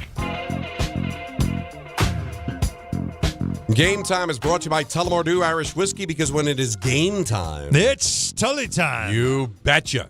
Coverage of St. John's Marquette follows us on 880 at 6:10. The Islanders visit Winnipeg at 8. Tullamore Dew, the original triple distilled, triple blended, and triple cast matured Irish whiskey. Be sure to grab a Tullamore Dew or try the new Tullamore Dew Honey during today's action. Glasses up to enjoying Tullamore Dew responsibly. Speaking of responsibly, reports several different places that Kyle Tucker, $50 million. That's $50 million. Where the hell is this money coming from, man? A year. A year. Yeah, no, that's the not annual a contract. That's the 50 average a year. annual salary of what the Mets are reportedly offering Kyle Tucker, who will be 29 years old next week. That's hell of a player. They're trying to keep what we're seeing now, and the Yankees are doing this with Bellinger, is rather than give you the years, right, the 7 years, because that used to keep the annual down. Now It's like, I don't want to be stuck for 7 years. No. So how about we do it this way? Shorter term, we'll try to meet in the middle on the money and figure it out if there's a way to opt out in the later part of the deal. So then if we want to extend, we will. That's what it sounds like is going to be the new way to do things rather than get stuck in these 7-8 year deals. But still, it's an Is Kyle Tucker that good? outrageous amount of money. Help It's me. really a $50 million. No. He's not? But, to Peter's point, these owners just throw money around, and it doesn't really matter whether there is any money coming from the sport itself, because they have their own MLB money. just announced they're propping up more of these regional networks. You're going to see like at least a half a dozen teams this year where Major League Baseball is running the regional network because the regional networks couldn't afford it anymore. They weren't getting the ratings. Yeah. Listen, baseball is a popular sport, but can it sustain the kind of money that's getting thrown around? And the answer is no, because if the Mets give Kyle Tucker, as much as you'd be excited to have him, and they could use him, $50 million a year, that's coming out of Cohen's cash. Yes, well, and that's the problem. That's the difference, though, and you've said this. This is why the Dodgers do what they do. Yeah. A lot of the owners now have an income that isn't reliant on the performance of the team, right? Mm-hmm. The Yankees are operating, the performance of the team matters. They have that budget. It's a very high budget, but they have one. But you've said this. Cohen has enough money that if he wants to get a player, he can write a check and blow everybody out of the water if he wants to. Now, he did not want to write the check for Pete Alonso. There were things he didn't want to do, Edwin Diaz. But this he wants to do, and he'll do it. And what happens is, because of the public perception, is that, you're cheap. Well, I mean, the Yankees are staying within a budget because Steinbrenners and the people that have bought into the franchise aren't sitting on $23 billion the way Steve Cohen is. And Michael had a guest on earlier today ripping into the Red Sox for being cheap because they've got a $240 million payroll, but they make a ton of money with their Fenway project. But they've decided, you know what, I want to make a few extra bucks. So really the only way to keep the fans happy is to dip deeper into your own pocket, make less profit. Otherwise, you're considered cheap and don't deserve to own a franchise. Like, if you decide, I want to be a little responsible, I want to make a few bucks. Mm-hmm. But if you do that, well, then you're evil. All right, well, take away all this stuff, though. From a Met perspective, though, if they can get him signed, forget how much they're spending because, as you know, it doesn't matter. There's no cap right now. It doesn't matter. But if you're able to bring him in and add Kyle Tucker to your offense, I mean, how could it what not? does that do for you? Well, it does a lot. What do they have now? Well, right? they lost a lot. They've lost a lot. Pete Alonso's gone. Nimmo's gone. Where would they play McNeil's him? gone. Where would they play him? It's a great question. I mean, Soto's in right. I'm just trying to figure out where he's played the most in his career. Oh, and let's not forget about the money that Bregman got from the Cubs. Yeah. How ridiculous was that contract? Bregman was at the Blackhawks game last night. Was? Yeah. Well, that's a jersey on the whole thing. He's Good Mr. for him. He's Mr. Chicago now, right? with the money that he's making. But what would you? But you don't have a center fielder right now. I'm just trying to see how many games has he played. Well, you do have a center fielder. Is it majority right field? Excuse me. Yeah. But again, you have Soto. Right. It's 639 games in right. Yeah. Wow. 72 in left and 5 in center. Yeah, he's not a center fielder. No, I mean he can play. He can play where Nimmo was. Taylor would probably play center. Yes, yeah. But I thought that you say you have it's run center prevention, fielder. You could right? upgrade center. Yeah, of course. But I thought they had somebody in mind at center field.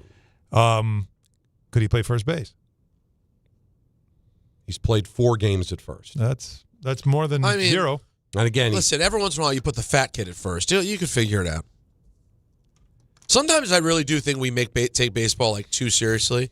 And I'm like, if you've been playing baseball at an exceptionally high level your whole life, and you've been like a utility guy in outfield and infield, like you can figure out first base. I know it's. I don't want to like disrespect the sport, but how many people have we seen train? Like it's a doable thing. He's played more games at first than Polanco did, and they brought Polanco in to play first base. So why not? Now, it's one thing to move someone to short or catcher who's never done it. Yeah, that's... Center field, you've never played outfield. Okay, don't put him in center field. Yeah.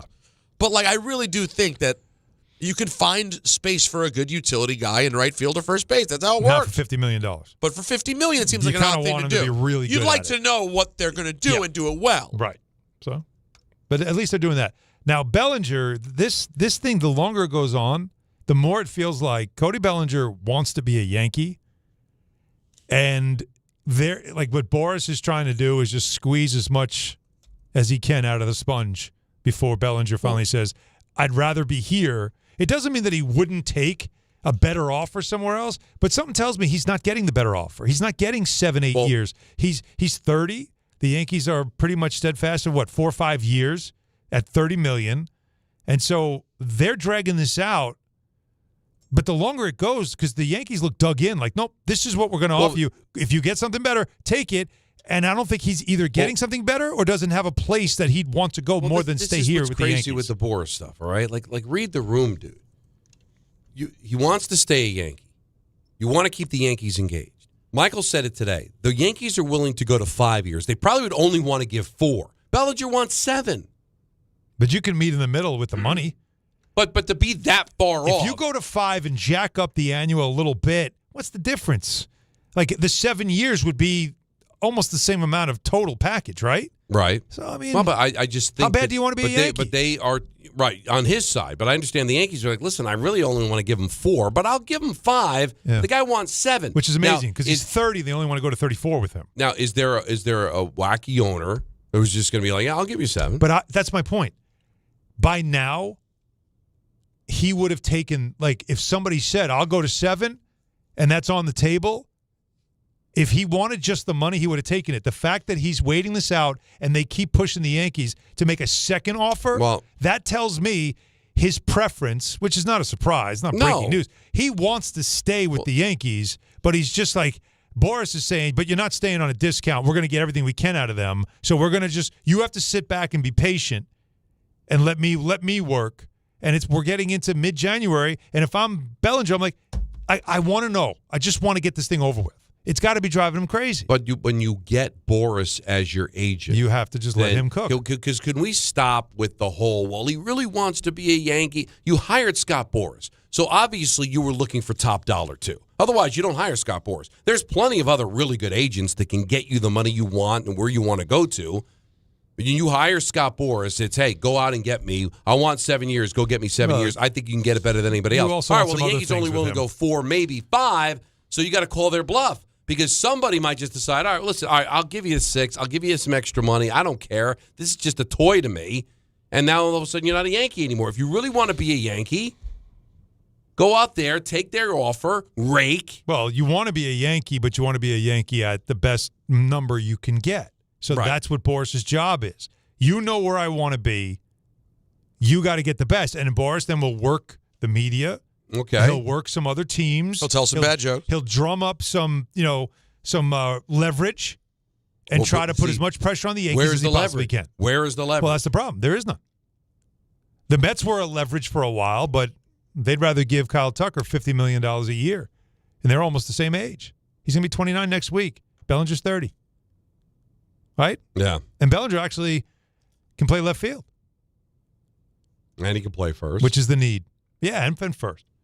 So you would think if the Mets really wanted to do something dramatic, that's what they would do. But they're not. So that's why I feel like Bellinger always was earmarked for the Yankees. I think the Yankees kind of know it. I just feel like I would be stunned if he's not a Yankee. And there was a feeling a little bit earlier in this process that you thought he might be as good as gone because the Yankees don't want to pay, and they've got a couple of young guys they had to protect, which one of them, Jones or Dominguez, is going to get traded if he ends up signing. Mm-hmm. So the longer this goes, I think the better chance it is that he stays a Yankee. Well, Nick in Nutley brings up a good point. You're on ESPN New York. What's up, Nick? Hey, guys. Thanks for taking the call. I went to a Met game in Soto's rookie year, and he played left field. He was a left fielder. Harper, believe it or not, Bryce Harper was playing center field. Yeah, he's played 460 games in left. Soto has. Okay. Soto has, yes. Okay, so if they get Tucker or whatever, why? Yeah, well, I don't see the big thing. Just put Soto in left? Unless Soto's Soto's on an egotistical. That's that's on the table now. That's on the table. He pretty much played the entire year in left field in San Diego in 23, and then obviously the Yankees had a right fielder.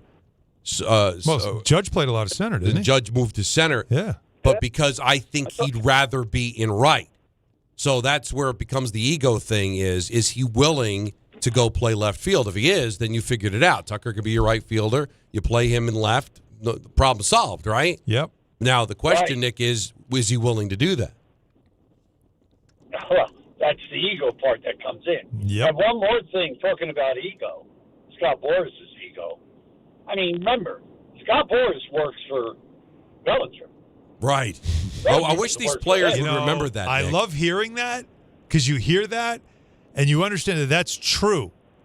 But you also know that I'm paying him to do a job, what I need him to do for me. Right. Well, and that's when Boras says, then you got to let me cook. You can't get in the way. That's why I'm a little hesitant. Nick, thanks for the phone call. When we're feel bad for these players, Boras is leading them down the primrose path, whatever. No, they know. Yep. They're letting Boras be the bad guy, but deep down it's like, yeah, Bellinger wants to be a Yankee, but at the right price. He loves being a Yankee. His dad was a Yankee. All that stuff makes for really good fodder, but at the end of the day, he's not giving him a hometown discount. Otherwise, he would have taken the offer the Yankees gave him, which is one more year than the Yankees really wanted to give him. But he wants 7 years. Mm-hmm. And if somebody offers him 7 or 6 and the Yankees aren't willing to go to 6 or Jimmy switched the money around to make it equal, well, then he's going to go. Because if you really wanted to stay, believe me, you could have hired an agent. Agent would have made you a really good contract with the Yankees. You get to be a Yankee, make generational wealth, and be happy. But no, he wants, and I'm not begrudging him that. But let's not take the fault away from the player and just blame Boris. No. Not at all. They know. They take the heat because they don't want the player to look greedy. But that's really what this is about. Get every dollar you can. And by the way, Don, we've all been through contract negotiations. We've all known the same thing. Done the same exact thing. Get as much as we can. Wait till the very last minute.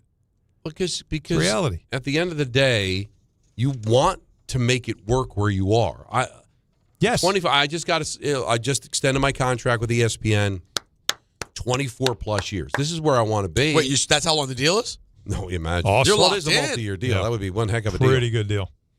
Although I wouldn't get stuck on an annual there because, interest rates and all. That is true. Things can certainly Things will change. change. 24. But you know what I want more. He's got escalators. He gets the than to Bonilla be deal. happy. He's got escalators. I've got a family to take care of, and so I'm not making sacrifices for myself. When I was single, and all I had to worry about was myself, well, then I can make all the decisions based on how I felt about things. Yep. And unfortunately, last I checked, mortgages cost money, schools cost money. So Kids are expensive. You've got to make decisions that are best for your family. And it's the same thing with ball players. Even though they're talking about wealth that we can't even wrap our mind around, they're still making decisions for what's best for their family, what's best for their future. I'm here with my family. It is all great, and it's fantasy land. It's like, oh, it's great being a Yankee, but he's obviously not willing to make a certain fiscal, put himself in a But why should sacrifice. he, though? Why Shouldn't should have he? to. No.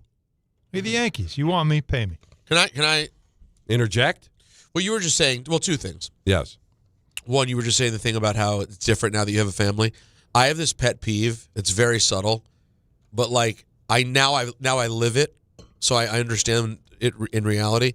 The thing that someone has a career, whatever it may be. They're an athlete. They're a radio personality. They are a lawyer. They do whatever, and then once they have kids, they always have that thing. Especially if they're their wife's going to leave them because they're mad at them that they're never around, and everything I do is for my family. And I'm like, it's the same job you always had. What do you mean? Right. You do that job for yourself.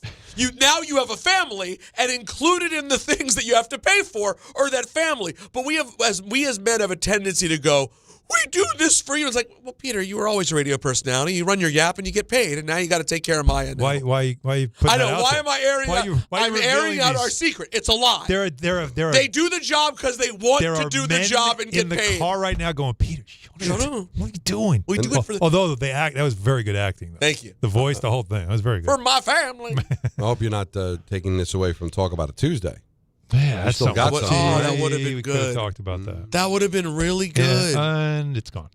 But how about I tell you about something called FanDuel? What is that? FanDuel. Because I would be listening to what is going on this show. Because Don went 6-0 this week. I went 5-1, and even Allen somehow got a ton of points going 3-3. Yeah. So Good allocation. Good allocation. Great allocation. So FanDuel is turning on playoff mode. So all customers get a profit boost pack, every NFL playoff game day. We have 2 more of those this weekend, Saturday and Sunday. So during the divisional round, you find a pack loaded with multiple profit boosts. It's waiting for you in the app, and more boosts means more ways to level up your playoff bet. So pick the matchups you believe in, take your shot on an upset, or build a parlay, whatever works for you, that fits the moment. Now this weekend, it says I'm feeling blank this weekend. But I don't know how you think. Now, I know, and the truth is I don't even know exactly how I think this weekend. I'm going to find out as we get closer to the weekend. Wow. I'd say early on, guys, if I had to tell you how I'm feeling the most, I think I'm probably feeling the Patriots -3. Yeah. It's my early inkling right now, but Are you you do what nervous? works for you. You nervous about it? No. And I just thought of it. Unprepared. Yeah, I just thought of it right now. Then apply your profit boost and go after even bigger payouts while the playoffs keep rolling. So visit FanDuel.com/local and grab your profit boost pack every NFL playoff game day. 21 and over, physically present in New York. Opt-in required. Bonus issued as non-withdrawable profit boost tokens. Restrictions apply, including any token expiration, max wager amounts. See terms at sportsbook.fanduel.com. For help with a gambling problem, call 877-8-HOPE-NY or text HOPE-NY 467-369. And yesterday we talked about what would happen if Pittsburgh were to win that game, and they really did not come close, and there had been a Pittsburgh-New England matchup. Where would that fall? Well, Now we do have it official. 4:30 on Saturday, you got the Bills at the Broncos. Little classic old school AFC clash. CBS? Dan Reeves versus Marv Levy, like you dream about. That's a CBS vehicle. Okay. And it's the only CBS, so that's a Hello Friends. So we're getting Hello Friends. That's Hello Friends if you want to do a little early announced lineup. All right. 8 o'clock on Fox, which is the only Fox vehicle. So this will be the Burkhardt Brady. And Brady. That's the Niners at the Seahawks. And then Sunday. It's a good game, even though Seahawks, even though the Niners are banged up. Yeah, but the Seahawks aren't that, it's still. That'll be a good one. I like that game. Sunday, 3 o'clock, the Texans at the Patriots. Not a rivalry like you dream about, but an interesting matchup. It is. Defense and more defense. Yeah. So it could be. Won't take the under. 40.5 over-under if you're wondering. Now, that's an ESPN ABC vehicle. So Afternoon? Yeah. So I guess that's Buck and Aikman again. Or not. Okay. Or not? I said, why not? Yeah, why not? I would think so, right? 6:30 on Sunday is the Rams at the Bears, which I think is the best game of the weekend. Yep. I think that's where I'm at. That'll have some sizzle. Freezing cold. Bears are red hot. Rams are the Rams coming off that big comeback for Stafford and co. Little McVay versus Ben Johnson. No respect for the Bears. Oh, yeah? 3.5-point favorites on the road, the Rams.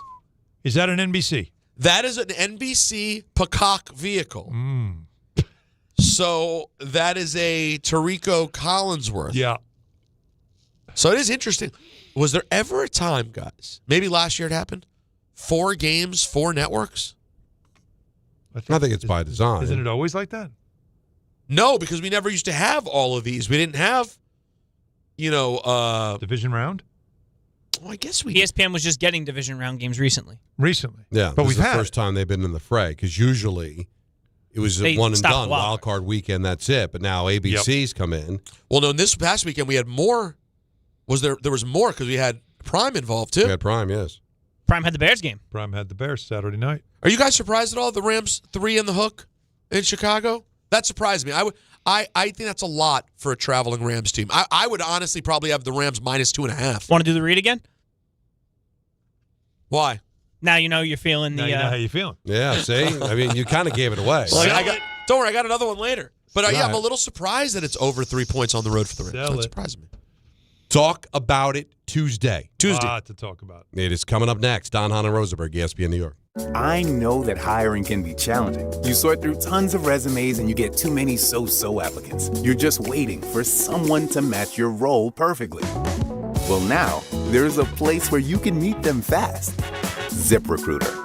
Need to hire right away. Start your search for strong candidates. The right fit awaits. Build your team. Build it sooner. Meet your match on ZipRecruiter. Just head to ZipRecruiter.com/ESPN right now to try it for free, and you're on your way to meeting your match. 4 out of 5 employers who post on ZipRecruiter get a quality candidate within the first day. So try it now. Go to ZipRecruiter.com/ESPN. Once again, that's ZipRecruiter.com/ESPN. Meet your match on ZipRecruiter. Try it free. Hey, New York and New Jersey, Boost Mobile has an unlimited talk, text, and data plan that's only $25 a month forever, meaning you'll only ever pay $25 a month for the rest of your life. Who wouldn't want unlimited wireless when it only costs $25 a month forever? If you don't, you must be one of those people who enjoy overpaying for their phone plan. $25 a month forever is truly as good as it gets, so go online and switch now at boostmobile.com. After 30 gigabytes, customers may experience slower speeds. Customers will pay $25 a month as long as they remain active on the Boost Mobile Unlimited plan. More people trust their hearts to New York Presbyterian than any other hospital in New York. It's because New York Presbyterian has the most experienced cardiovascular doctors, treating a full range of heart conditions, from heart failure to valve repair, with the most advanced treatments. Find a doctor at nyp.org/heart. New York Presbyterian. New York Presbyterian Hospital, based on U.S. News & World Report 2025 to 2026 cardiology, heart, and vascular surgery rankings. All the way over Barzell, score! New York Islanders hockey is back at UBS Arena, and it's time to bring the family and make some noise. With more afternoon games this season, the Islanders have special kids-themed games and activities for young fans. Play games pregame at the park and head inside for fun on the concourse and on the ice. Tickets for the 2025-26 season are on sale now. Get your tickets at NewYorkIslanders.com. Some people just know you can save money on car insurance by checking Allstate first. Like you know to check Kirk Herbstreit's pregame analysis first, before talking to your brother-in-law. In this game, the key thing to watch will be the offensive line versus their front seven. If they can get pressure without blitzing, this could be a long night. Okay, Kirk. I know stuff. Ooh, checking first is smart. So check Allstate first and see what you could save. You're in good hands with Allstate. Potential savings vary, including based on how you buy, subject to terms, conditions, and availability. Allstate North American Insurance Company and affiliates, Northbrook, Illinois. Rich Eisen here. LinkedIn Jobs is stepping things up with their new AI assistant so you can feel confident you're finding top talent. Get this. Employees hired through LinkedIn are 30% more likely to stick around for at least a year compared to those hired through the leading competitor. Hire right the first time. Post your job for free at linkedin.com/Eisen, then promote it to use LinkedIn Jobs' new AI assistant, making it easier and faster to find top candidates. That's linkedin.com/Eisen to post your job for free. Terms and conditions apply. And promote it to use LinkedIn Jobs' new AI assistant, making it easier and faster to find top candidates. That's linkedin.com/Eisen to post your job for free. Terms and conditions apply. And now it's time for traffic. Here's Brandy Scott. Thanks, guys. We're going to start off in Jersey. You might want to avoid 17 southbound right before Moonachie Avenue and Woodridge. Emergency repairs to a broken water main. 2 lanes out by the White Castle. You're crawling there from 46 in Hasbrook Heights. Northbound side left lane also out for repairs. Inbound George picking up the roadwork on the upper deck. It'll run you about 10 to 15 minutes. Best of it's the outbound side, Henry Hudson and West Side Highway. Deegan northbound. Looks like we've got something brewing over by Fordham Road. Delays there. Go back to the Triborough and the Bruckner. Outbound Lincoln will run you about 10 to 15. Outbound Holland 25 to 30. Hitting the brakes on the Grand Central westbound in Queens. An accident involving a couple of cars. Right lane out by Union Turnpike. This report is sponsored by the New York City Department of Transportation. Speeding ruins lives. Drivers, watch out for pedestrians and cyclists and slow your turns to less than 5 miles an hour. I'm Brandy Scott on 880 ESPN New York. Okay, I have to tell you, I was just looking on eBay where I go for all kinds of things I love, and there it was. That hologram trading card.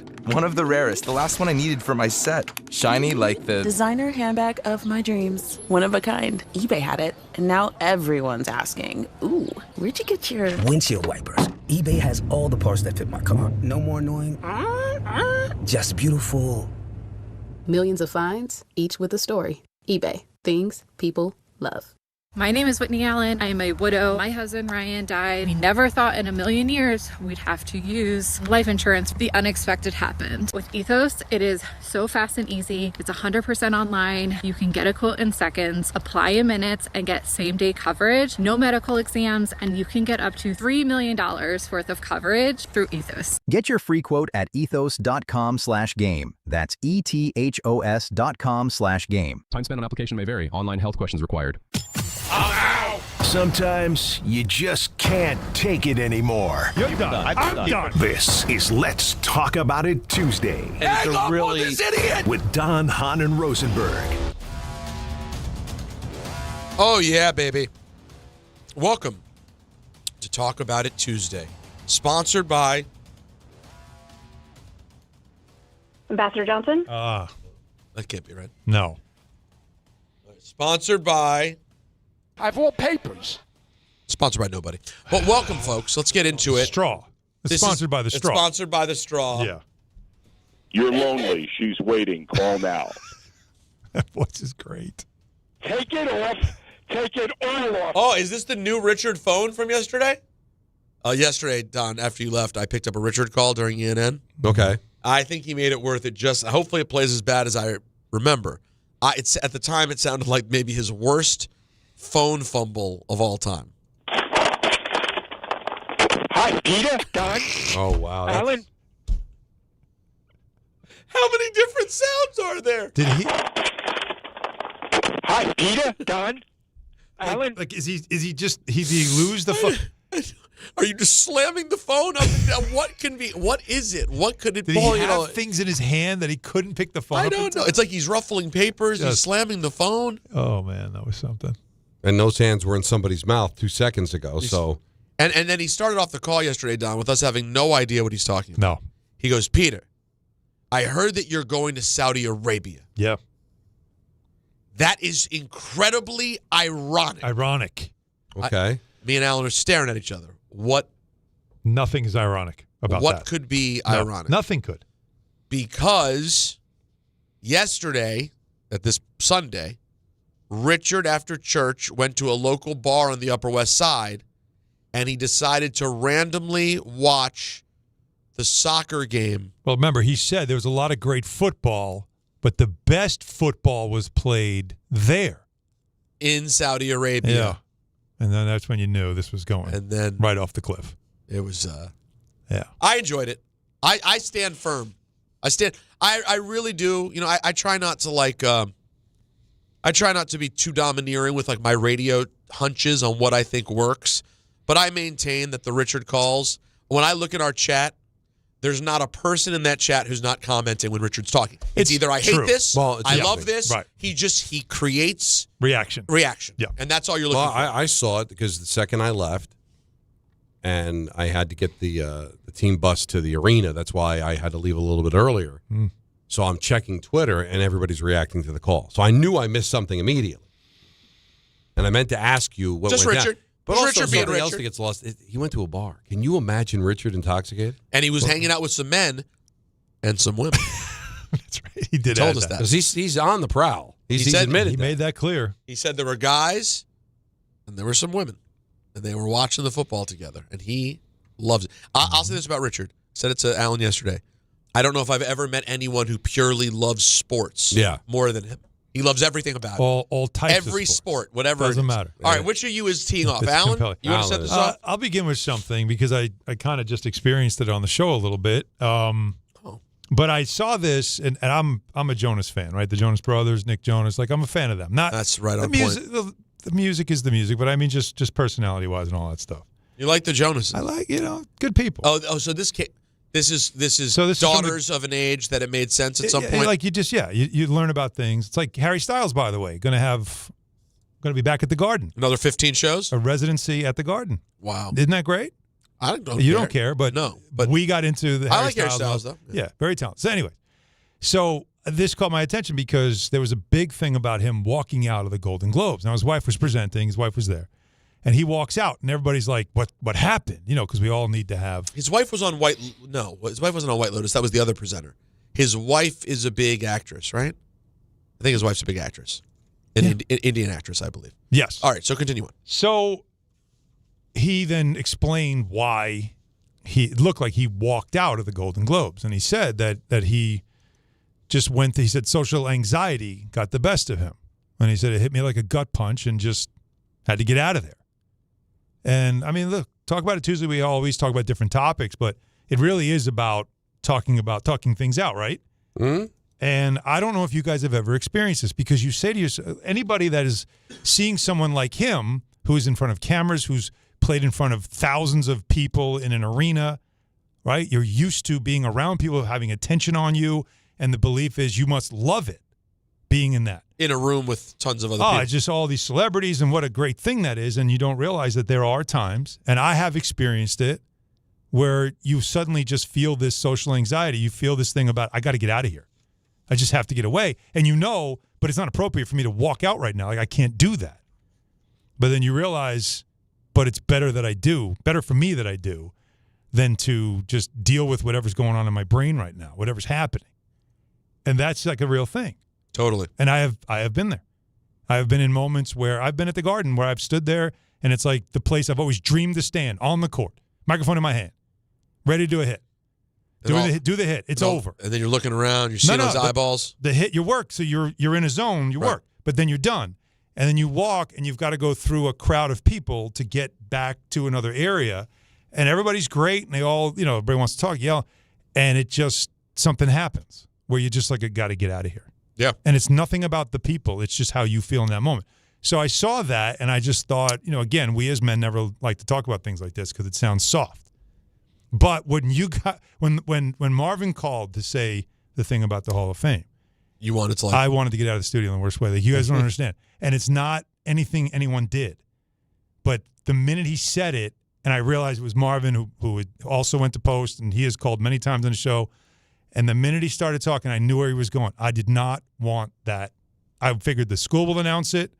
That stuff will get announced and whatever.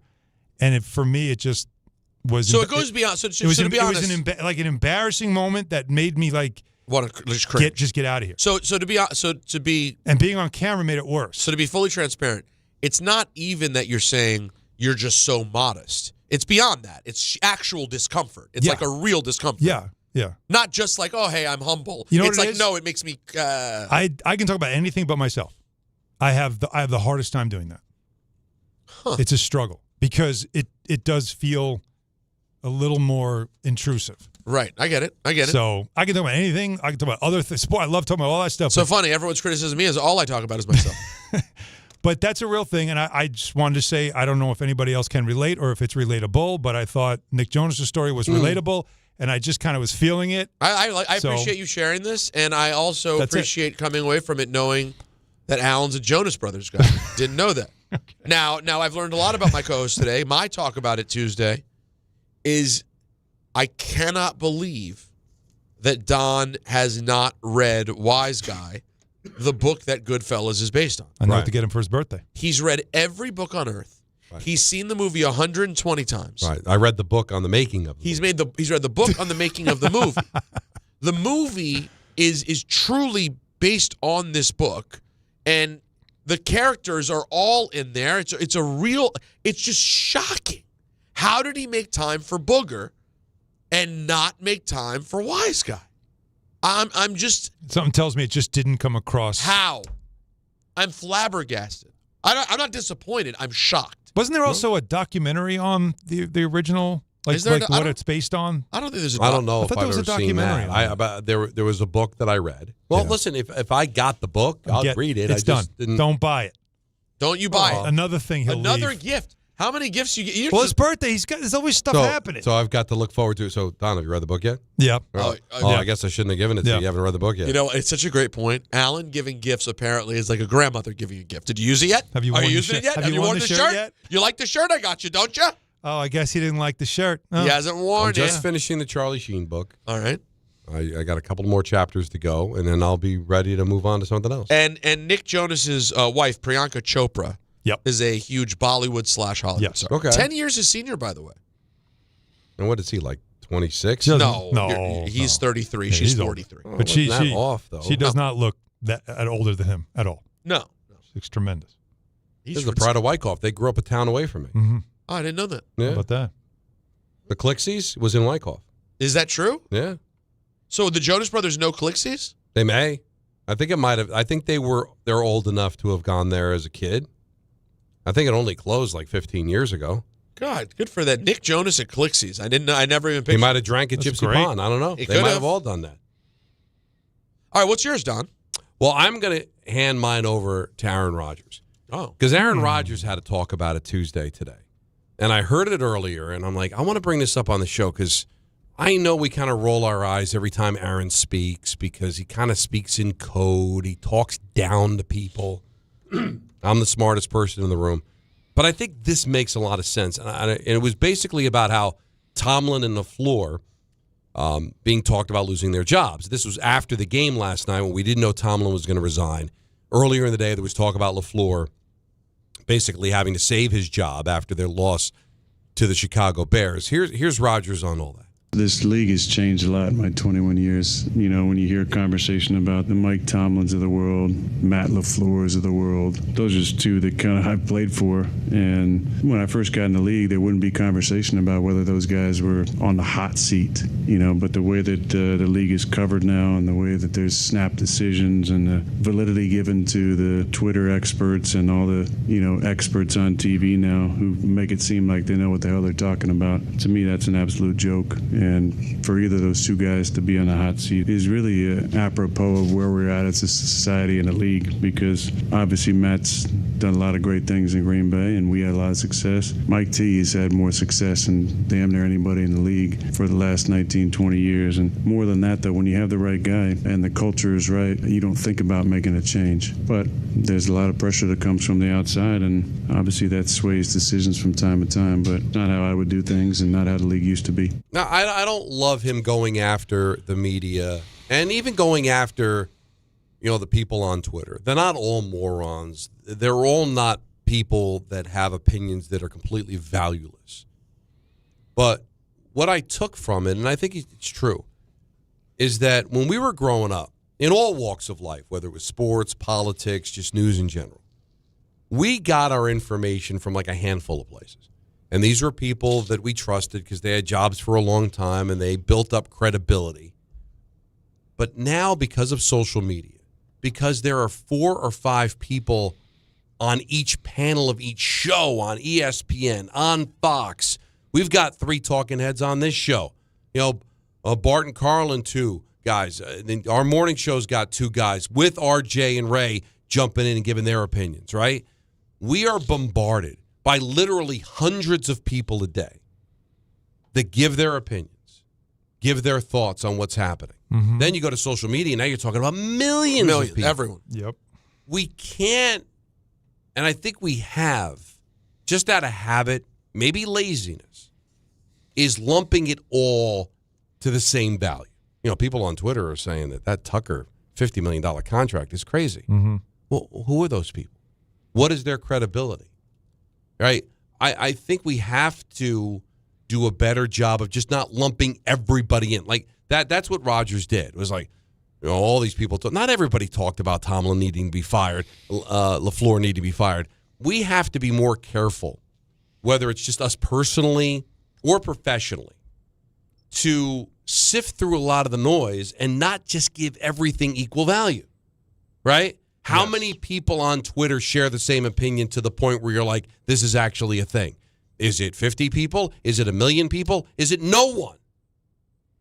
Because we always throw that on. Everybody's saying it. Peter, everybody's saying it. Well, who is it? Who are these everybody? It's a great point. Mm-hmm. The Cheeto dust guys that Kay talked about in the basement, or somebody that's worked in the business for 30 years and is connected. I'm sorry. Ian O'Connor's thought on who the next Giant head coach is going to have way more value than a lot of people that get paid more than Ian that are on television. And there might be a guy on Twitter who does the work, and his opinion should be valued, but I don't know. Because we always judge it by how many followers they have. Well, the guy with 1,000 followers might be somebody you should value more than the guy that's got 100,000 followers. Because you don't know where information is coming from. But we're so bombarded, and I think what ends up happening, and I really do believe, especially owners, I think general managers are smart enough to ignore the noise. But some of these owners, they pay attention to it, and they make decisions based on it. One of the keys to the Devil game last night, we're in Minnesota, and I had to read the sponsor for one of the keys to the game, is, the Devils have lost 4 in a row. And people are calling for Fitz's job, and people are calling for Keefe's job, and all that. Is the first key was, ignore the noise. And I thought about, what is the noise? Mm-hmm. What's important about the noise? What noise do you value? Or is it just, hey, there's enough noise, we got to do something about this? Right. By saying ignore the noise, you're acknowledging that there is noise.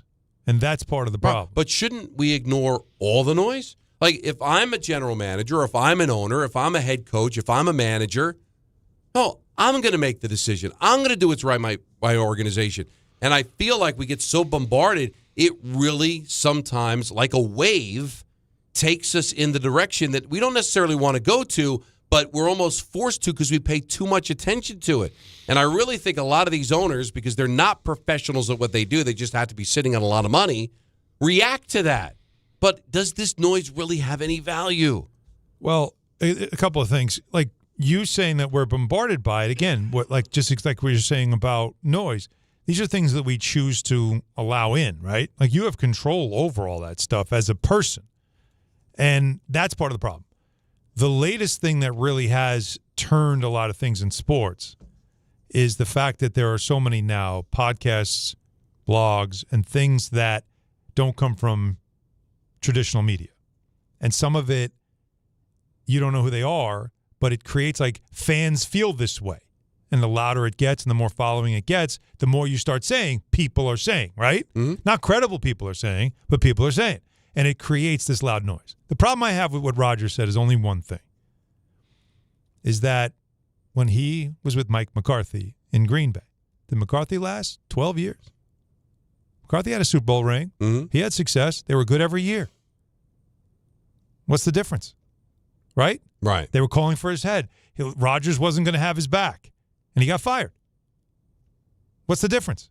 That wasn't 3 years ago. That wasn't in the current state of media and sports. Well, I think the difference is that guys get fired. They get fired by the owner, they get fired by their general manager, or they get fired by their quarterback. That's a reality. Yep. Or their point guard, or their center, Yep. or their goaltender. Right. But what I think Rodgers is saying is, hey, I don't know if Tomlin's in any trouble or LaFleur's in any trouble. Why are we paying attention to all these other people that are saying he should be in trouble? He should be fired. He should be out of a job. Well, he's basically saying, what do I care what you think? We know Harbaugh was in trouble. We know after the fact that it was right to speculate that Harbaugh could be out. No matter how we all couldn't believe they would do that, we find out, yes, why? The quarterback clearly was done. And they chose to side with the quarterback. Same thing happened in Green Bay with Mike McCarthy and Aaron Rodgers. But not because somebody wrote about it in Baltimore or the fans had some sort of an uprising saying, keep the quarterback rid of the coach. I mean, for the last, 5-6 years, fans have talked about Tomlin and how he should go. Danny Long Island been calling for years saying that they should make a coaching change there. And he's entitled to his opinion. So that's nothing new. But his opinion... The fan opinion didn't drive Tomlin out of this job now. They held off on it. The paying customers sometimes can have an effect because I decide I'm not going to renew my tickets. The fans do have a voice. Of course they do. But it just... It is amazing I wish Jets fans would have a better voice. It does bother me sometimes when reporters will ask, the scuttlebutt is your job's in jeopardy. Well, where's that coming from? Yeah. Is it coming from you? Like, if I said, I think you should be fired. Yeah. Well, then that's something I can own. Well, but if I'm like, I just went on Twitter everyone's and I saying, there's 50 people saying you should be fired. What do you think about that? Deep dark I don't secret. think anything about that. That, of course, that's exactly what you do as a reporter. There's a rumor, or there's people are saying, instead of you saying, my opinion is, I don't think you're doing a good enough job, you should be fired. That's a harder thing to say to a coach, but it's really the right thing. That's what you should say. But it is a weird thing where Adam Schefter's reporting, or I was talking to my mother-in-law who's a big Steeler fan and thinks Tomlin should be out. Those things don't have equal value. Right. But for some reason, I feel like they do. Maybe not mother-in-law to Schefter, but 1,000 mothers-in-law to Schefter all of a sudden balances out. No, it shouldn't balance out. Right. One Schefter should be greater than 1,000 mothers-in-law. Because one's doing the work, it's paid to do it. But unfortunately, to Alan's point, is some of those mother-in-laws, they have a blog. They have followers on Twitter. No, and sometimes the person with the big voice and the check is they're pulling it out of there. You know what? Whenever I get asked, like whenever I speak to people about what we do and all, I said there was a time where, as a talk show host, I talked to the listener. And the listener listened because they felt that I was someone that they respected or I had some sort of an authority because I was on the air. Now I'm on the air talking to other people that are also on the air. Yeah. Because they've got a podcast or they express their opinions on Twitter. So I feel like we're all in the same community, but I got news for you. Not everybody in the same community is valued the same way or shouldn't be valued the same way. I agree. Because they're the guys that are connected and the guys that aren't. I thought it was interesting what Rodgers said. Your thoughts on this at 1-800-919-3776. We're going to reset at 5 o'clock. Tomlin out. Harbaugh getting closer to be the Giants head coach. Tucker wants $50 million a year from the Mets, and it looks like the Mets are itching to give it to him. So much to talk about. St. John's coming up at 6:10. ENN at 5:50. Don Hahn and Rosenberg, ESPN New York. The St. John's Red Storm go for their third win in a row when they host Marquette at MSG. Coverage begins tonight at 6:10 on 880 ESPN and the ESPN New York app. Texting enrolls you into recurring automated text messages. Consent not required to purchase. Message and data rates may apply.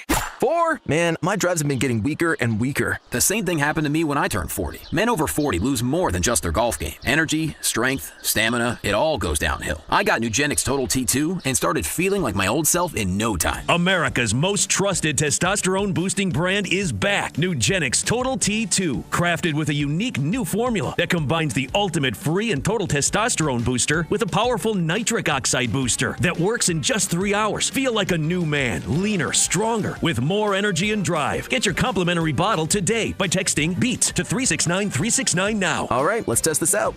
Wow, that's on the green, man. Looks like I got my drive back. Text BEAT to 369-369 for your complimentary bottle of Nugenix Total T2. Text now and we'll even throw in a bottle of Nugenix Thermo X, our most powerful fat incinerator ever. These statements have not been evaluated by the FDA. Product not intended to diagnose, treat, cure, or prevent any disease. Presented by Robinhood. He crosses, spins, pulls up. With Robinhood Prediction Markets, buy or sell your predictions all game long. No house odds, just you versus the market. Put your sports IQ to work. Trade every shot, block, steal, run, and moment that shifts the game. With Robinhood Prediction Markets, trade every play. Visit Robinhood.com/predict to start trading. Futures and cleared swaps trading involves significant risk and is not appropriate for everyone. Event contracts are offered by Robinhood Derivatives LLC, a registered futures commission merchant and swap firm. Not all F words are bad. Some are actually great, like fast, free fiber for 4 months. Yep, switch to Optimum Fiber for as low as $25 a month. Plus, for a limited time, you can get 4 months free, HBO Max included for 1 year, and a 5-year price lock. Don't wait, this free fiber deal won't last long, and the fastest, most reliable, most consistent internet speeds await you. Call 888-4-OPTIMUM or visit Optimum.com/free today. Terms apply. See Optimum.com for details. We expect our information in real time. US Med carries continuous glucose monitors, which provide real-time readings of blood glucose levels. US Med is an approved provider for Medicare and over 500 private insurers. So call 888-665-0696 today for a free insurance and Medicare benefits check as easy as... That's 888-665-0696. My name is Whitney Allen. I am a widow. My husband, Ryan, died. We never thought in a million years we'd have to use life insurance. The unexpected happened. With Ethos, it is so fast and easy. It's 100% online. You can get a quote in seconds, apply in minutes, and get same-day coverage, no medical exams, and you can get up to $3 million worth of coverage through Ethos. Get your free quote at ethos.com/game. That's ETHOS.com/game. Time spent on application may vary. Online health questions required. The College Football Playoff National Championship. Let's go! The magical run by the 10th-ranked Miami Hurricanes continues. There's no bad play, no bad call, no injury that we can't overcome. When they faced a top-ranked and undefeated Indiana Hoosiers. All I can say is go IU and Number 10 Miami versus number 1 Indiana. Coverage begins Monday night at 6:30 on 1050 ESPN and the ESPN New York app.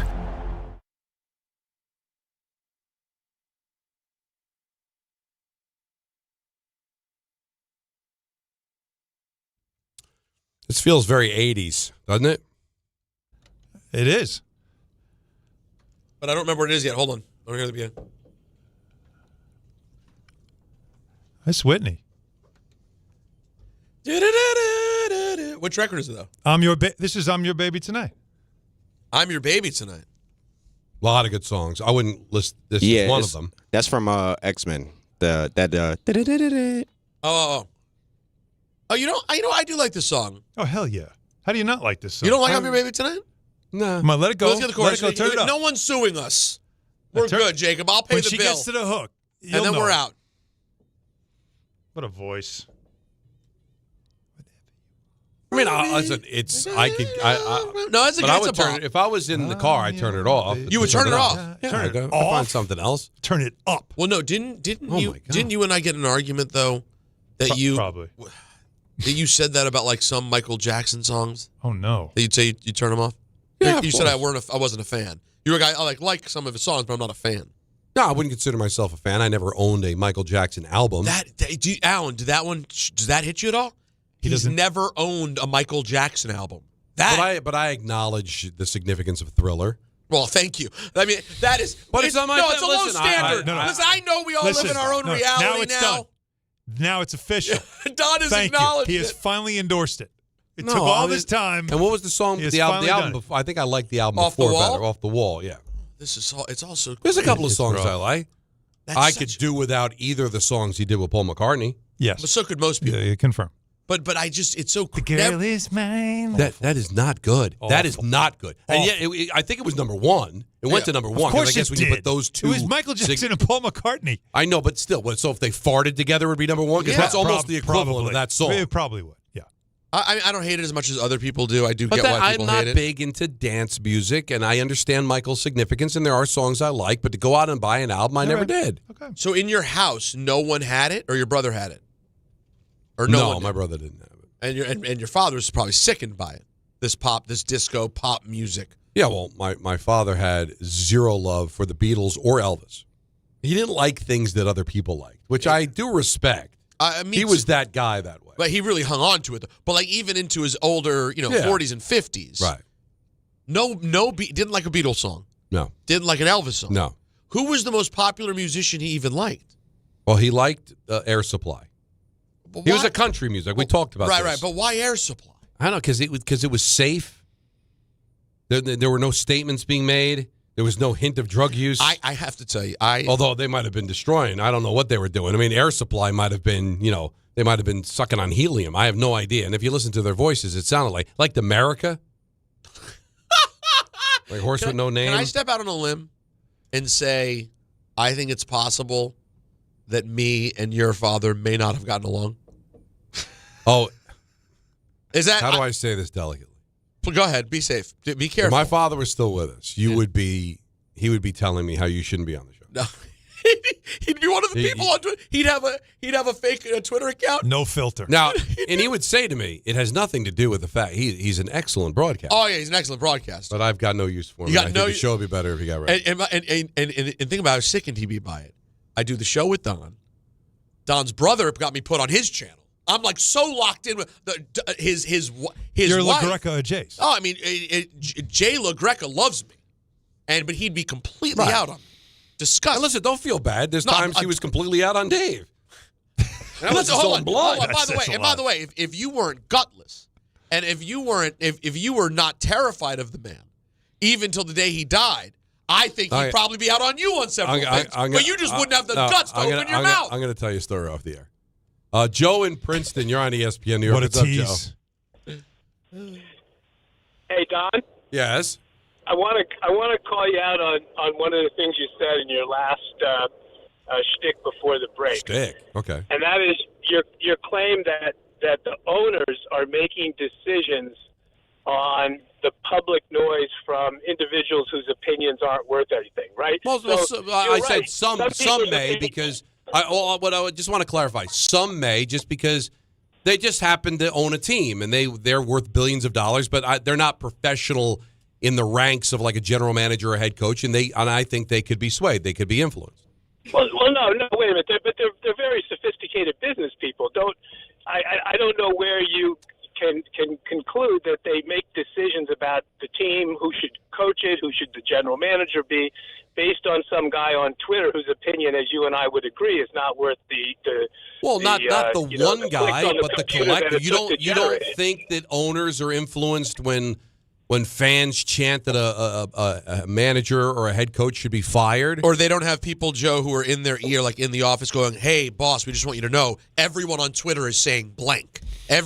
All the fan base is saying blank. Listen, I can't. What's his name? Joe. I agree with you. I mean, listen, Joe, my point is not that these individuals, as sophisticated as they are as business people, can't be swayed by public opinion.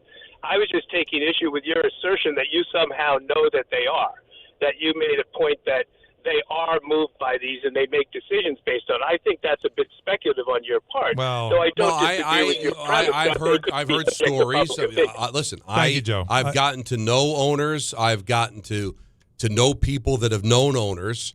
That believe me, they've been influenced by a lot less. Listen, I'm not talking about the collective, but I think that there are times owners are swayed by the noise. You're not wrong. I mean, you've done. I have talked with owners. I have gotten to know owners really well on some occasions, and there are some who even confided about how we're just getting killed on Twitter. Like they're very sensitive to that stuff. We know the Jets are a great example of an organization that knee-jerk reacts a lot of times to things that are said, the criticisms, to suggestions, and all those things. That's a real thing. That is a real thing. Yeah, and I'm not saying all of them, but I feel like Joe was another caller that is just dialing up to 100, something that you said at maybe 20, right? I'm not talking about all of them, but I do think owners, what I said was owners are the ones that, because I think general managers and head coaches, they're so focused on their job and they know better. But some of these guys, these are toys to a lot of. Listen, Yes. Steve Cohen is a sophisticated businessman, but that doesn't know he knows baseball. He happens to own a baseball team. Well, the guy's on Twitter. You don't think he's reading the responses to Twitter? He wants to know what the fans say, and he could be influenced by it. He could be. Otherwise, he wouldn't care. He wouldn't be reaching out. He wants to know. And obviously, he might take that information. I don't know if he does. But Don, we've all heard stories listen, and off the record of owners, believe me, that have been influenced by a lot less than the fans thought. Well, just work on your shtick next time. Yeah, well, listen, that's all it is. Don, Hahn, and Rosenberg, ESPN New York. Hey, this is Mika Zibanejad. Hey, this is Adam Fox. Catch every Rangers game right here on 880 ESPN. WHSQ and WCBS-FM HD2, New York. And now let's take a look at the traffic with Brandy Scott. Thanks so much, guys. Rough ride on the LIE westbound, trying to leave Nassau County and head into Queens. It's a crash in the right lane involving a box truck over by Marathon Parkway. Solid slowdowns there from Shelter Rock Road. Slow crawl on the BQE westbound in Brooklyn. A broken down tractor trailer in the center lane by the Williamsburg Bridge. Delays there starting to back up to Queens Boulevard. Best of it's the outbound George Great Ride on the southbound Deegan and Henry Hudson. West Side Highway northbound. Some solid slowdowns from the 79th Street Boat Basin. Inbound George might run you about 5 minutes for the upper deck. Stick with the outbound Lincoln if you can, about 10 to 15. Outbound Hone will run you 30 to 40. This report is sponsored by Mothers Against Drunk Driving. For victims of drunk and drug driving, your grief is unique, but you're not alone. You always have a place at MAD. Visit mad.org. I'm Brandy Scott on 880 ESPN New York. Pete's back on the links with all new golf clubs and hopefully less swearing. Dang, sliced it. He worked with Empower to help him get good at money, so he can be a little bad. Heads up! Oof. Talent sold separately. Guy said these were slice proof. At least he has money for lessons. Invest well, live a little. Start today at empower.com. Rich Eisen here. Hiring for your small business can feel like a full-time job, but LinkedIn Jobs AI Assistant takes the heavy lifting out of it. It filters applicants based on the criteria you set and suggests 25 great fit candidates daily so you can invite them to apply and keep things moving. Hire right the first time. Post your job for free at linkedin.com/Eisen, then promote it to use LinkedIn Jobs' new AI Assistant, making it easier and faster to find top candidates. That's linkedin.com/Eisen to post your job for free. Terms and conditions apply. Then promote it to use LinkedIn Jobs' new AI Assistant, making it easier and faster to find top candidates. That's linkedin.com/Eisen to post your job for free. Terms and conditions apply. Focus Features presents the film Hamnet from director Chloe Zhao and producers Steven Spielberg and Sam Mendes. Discover the untold story behind Shakespeare's greatest masterpiece. Winner of more audience awards than any film this year, Hamnet is a monumental cinematic experience. And now it's the Critics' Choice Award winner for Best Actress, Jessie Buckley. Hamnet is the best picture of the year. Hamnet, rated PG-13, may be inappropriate for children under 13. Now playing only in theaters. Empower. After wanting one for years, Kevin is finally enjoying his new hot tub. This is the life. He worked with Empower to help him get good at money, so now he can be a little bad. Oh, no, not my phone. Oh, Kevin. Kevin's phone may be in hot water, but his finances aren't. Invest well, live a little. Start today at empower.com. Out on the course, they're the PGA Tour's best players. But in the arena, they're prime time. And Season 2 of TGL presented by SoFi is back with lights, cameras, action. We're talking big moments, big personalities, big names in the stands, all on the big screen. Big-time matchups with shot clocks, hammer drops, timeouts, overtime, and playoffs. It's city versus city, squad versus squad. The sport just hits different under the lights. It's TGL presented by SoFi. Keep up. It's golf. Tune into every match. Only on ESPN.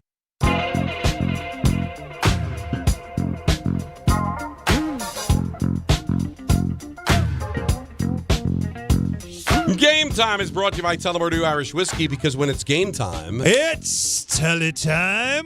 Coverage of St. John's Marquette follows us on 880 at 610, and the Islanders are in Winnipeg to take on a Jets team that's starting to get hot. They've won a couple in a row. Winnipeg is a very interesting place, by the way. How was that? You were there for a minute. It was cold. You weren't really that long. It was cold, and everything is, you can go. We were able to walk to the arena without having to go outside. It's very cool, but it's got some personality.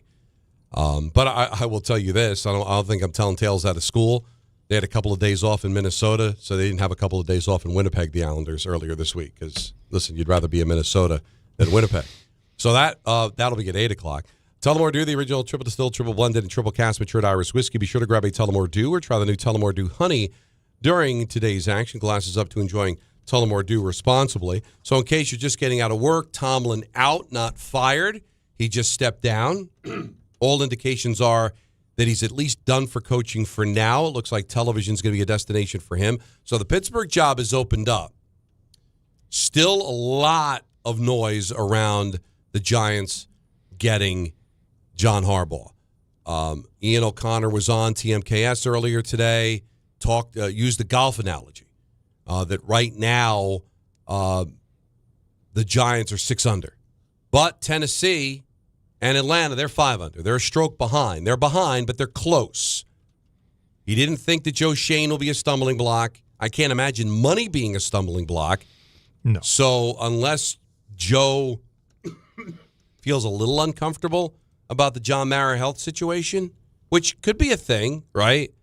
Like, hey, what's going to happen if John, God forbid, passes? Like, I'm signing a contract. I believe the word was it was going to be like 5 years, $100 million, right? $20 million a year. Mm-hmm. So I'm going to sign a 5-year contract. I want to know who my boss is going to be for those 5 years. Who had lunch with him on Sunday, according to Ian Chris. And then it seems like Chris is going to be the guy. Yeah. It's clearly setting up that way that he will, and Ian told an interesting story about how when Ernie was stepping down, right, or Corsi.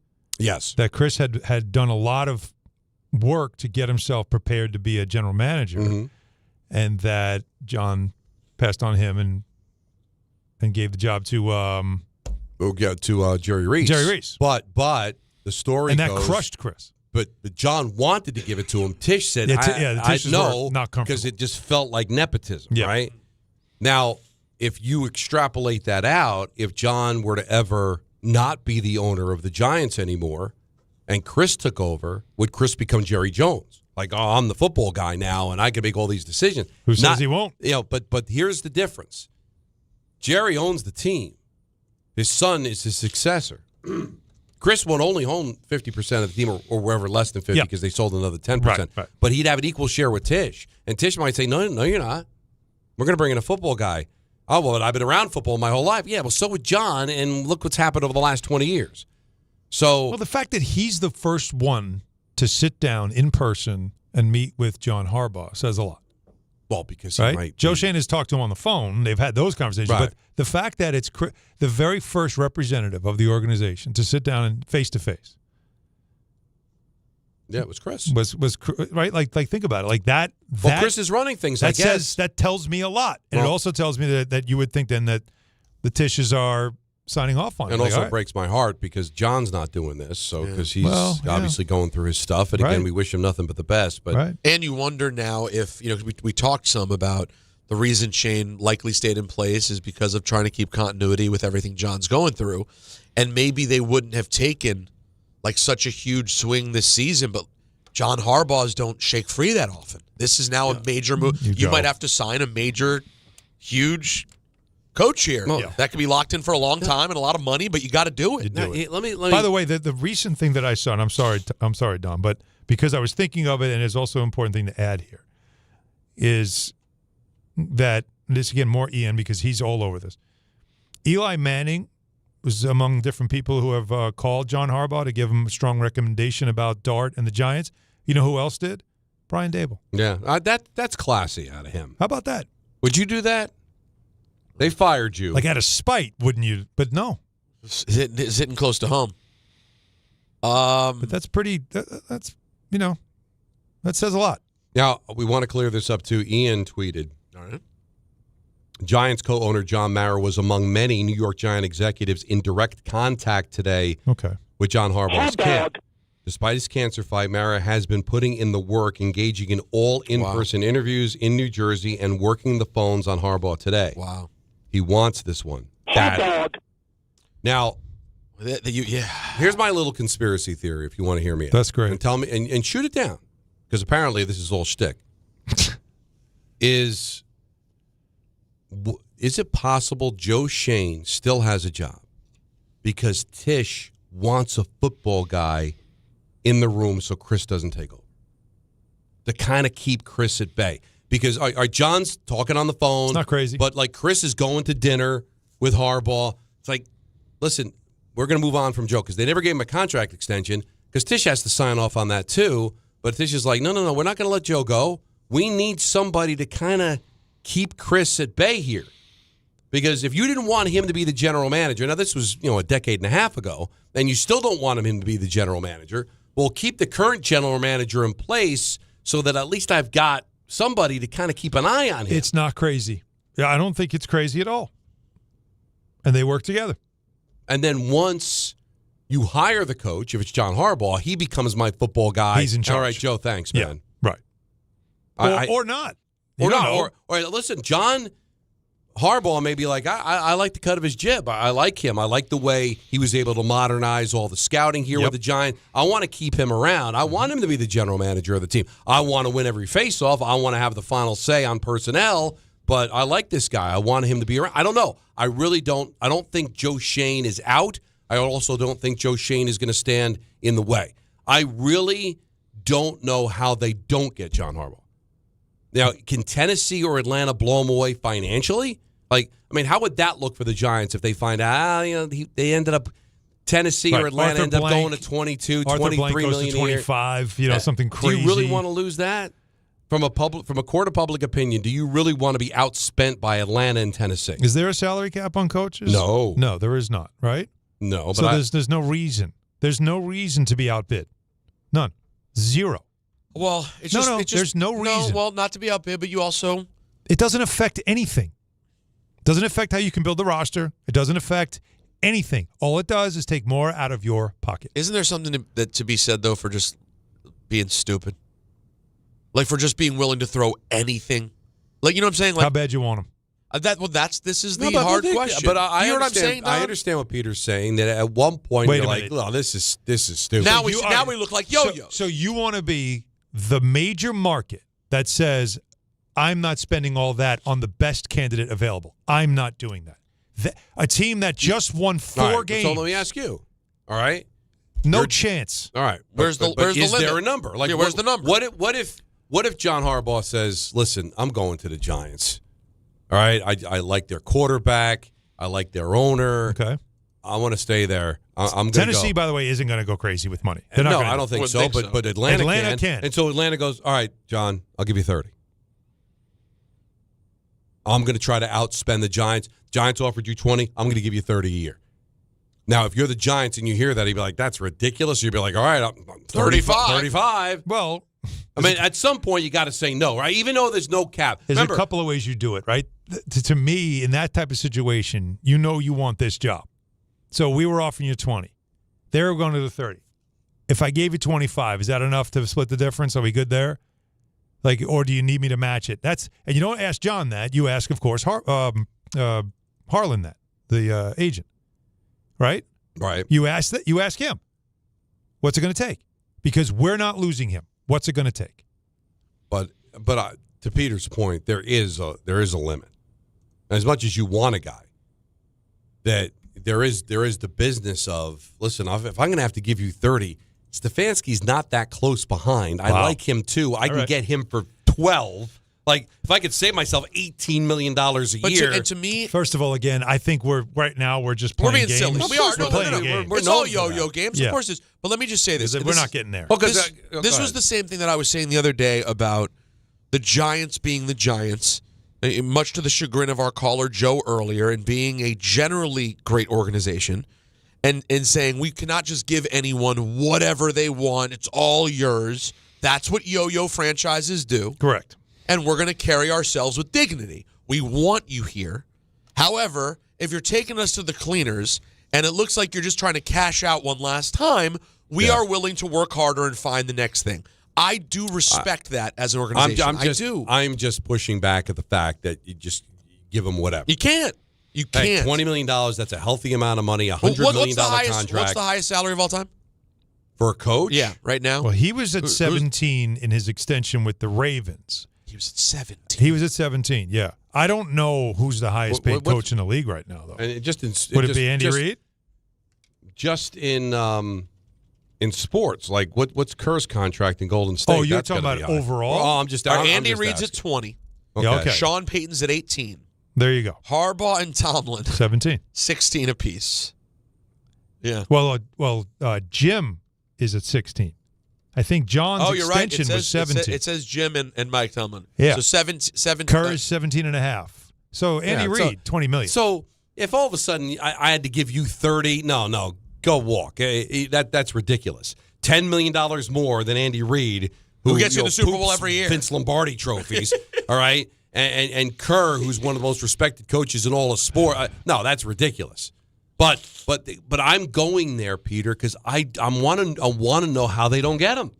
And I'm not being a conceited Giant fan. I understand the problems that they have. It's not a perfect job. The situation with John Mara is not perfect. The situation with Joe Shane's not perfect. I'm not trying to disrespect Atlanta or Tennessee. Tennessee's got a really good quarterback, but they haven't won anything in longer than the Giants. And Atlanta doesn't have a quarterback. The Giants have a quarterback, and they have won. The Super Bowl's still in my DVR, so it's not like it was that long ago, right?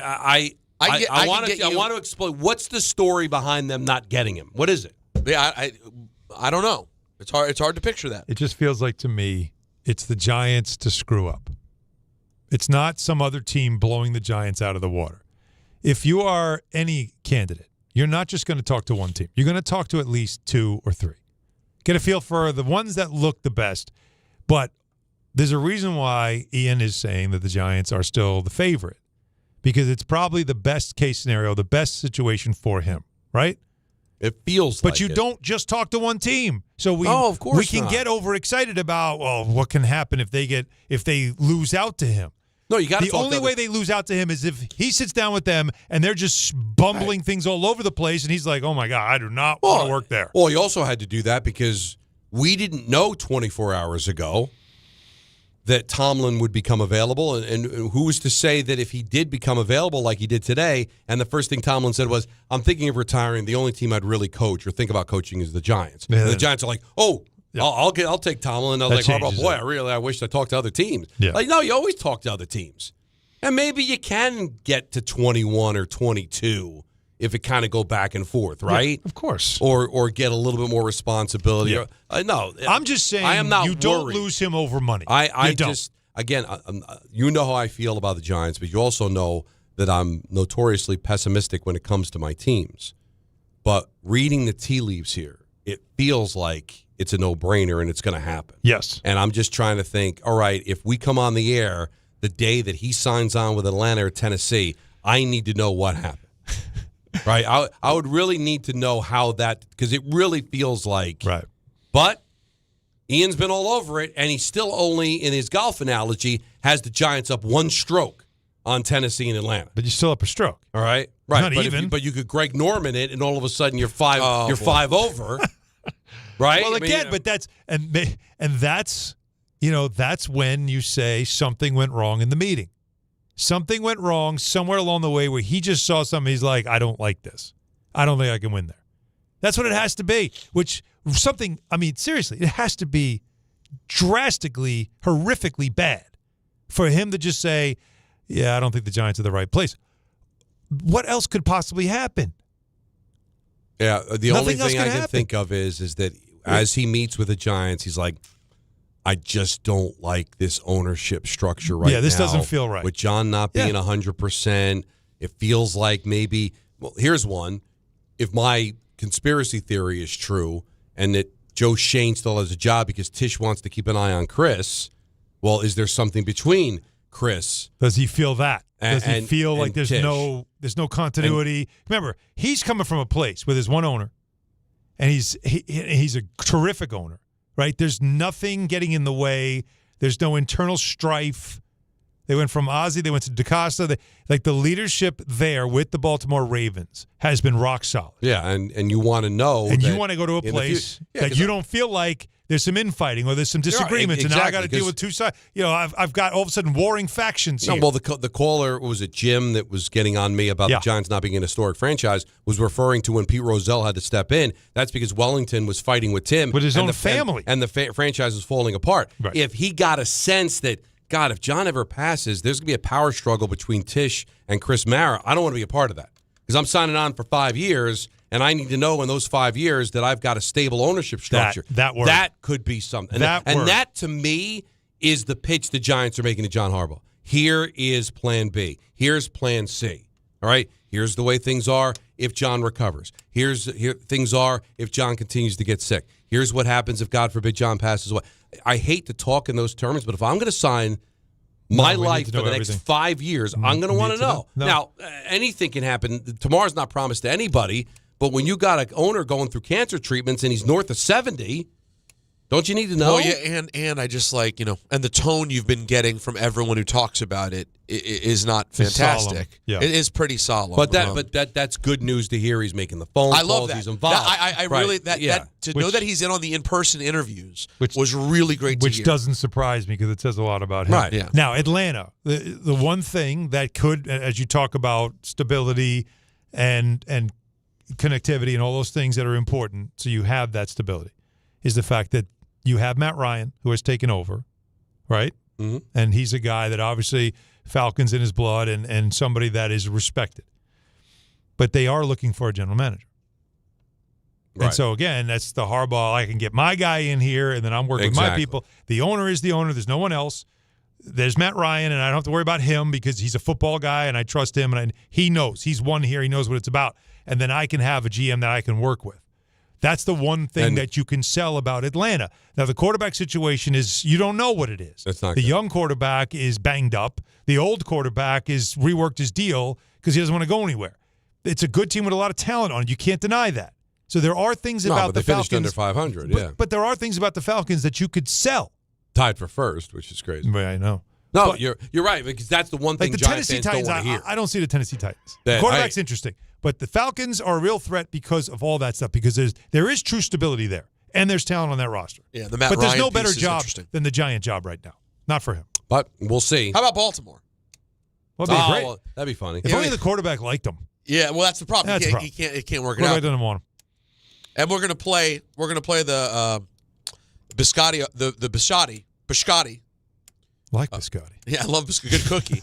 Gonna play his audio during ENN being asked about Tomlin being available. Good stuff. So that's the Baltimore. Yeah, that ownership. should be good. So if you're wondering why we're talking about ENN in the 5 o'clock hour, is because it's going to be at 5:50. Yeah. Because here's the lay of the land. At 6:10, lay it out, please. We're handing it off to St. John's basketball. St. John's and Marquette. Yeah, Johnny's. I think they're going for their third in a row, or they've won 3 in a row. So they've been playing better. At the Garden, right? At the Garden, Yeah. yes. So what we decided is not breaking at the top of the hour, so we're going to do ENN at 5:50 right up until the 6:10 coverage of St. John. The air. We got to remember, we got to do an ID at 6. Remember that, Anthony. I know. Can't forget that. I will not forget. Very, very professional. It's illegal otherwise. That's right. You get yanked right off the air. Hot dog. So that's what we're doing. Your calls up until then at 1-800-919-3776. Don, Hahn, and Rosenberg on ESPN New York. The St. John's Red Storm go for their third win in a row when they host Marquette at MSG. Coverage begins tonight at 6:10 on 880 ESPN and the ESPN New York app. Some people just know you can save money on car insurance by checking Allstate first. Like you know to check the weather first, before wearing face paint to the game. Bro, your Go Cats is dripping into your nachos. Oh, and now paint is in my eyes. Interception! Did you see that? No! Yeah, checking first is smart. So check Allstate first and see what you could save. You're in good hands with Allstate. Potential savings vary, including based on how you buy, subject to terms, conditions, and availability. Allstate North American Insurance Company and affiliates, Northbrook, Illinois. This is the story of the one. As an HVAC technician, he and his digital multimeter are in high demand. So when a noisy office HVAC turns out to be a failing blower motor, he doesn't break a sweat. With Grainger's easy-to-use website and product information, he selects the product he needs to keep everything humming right along. Call 1-800-GRAINGER, click Grainger.com, or just stop by. Grainger, for the ones who get it done. 1-877 Cars for Kids. KARS Cars for Kids. 1-877 Cars for Kids.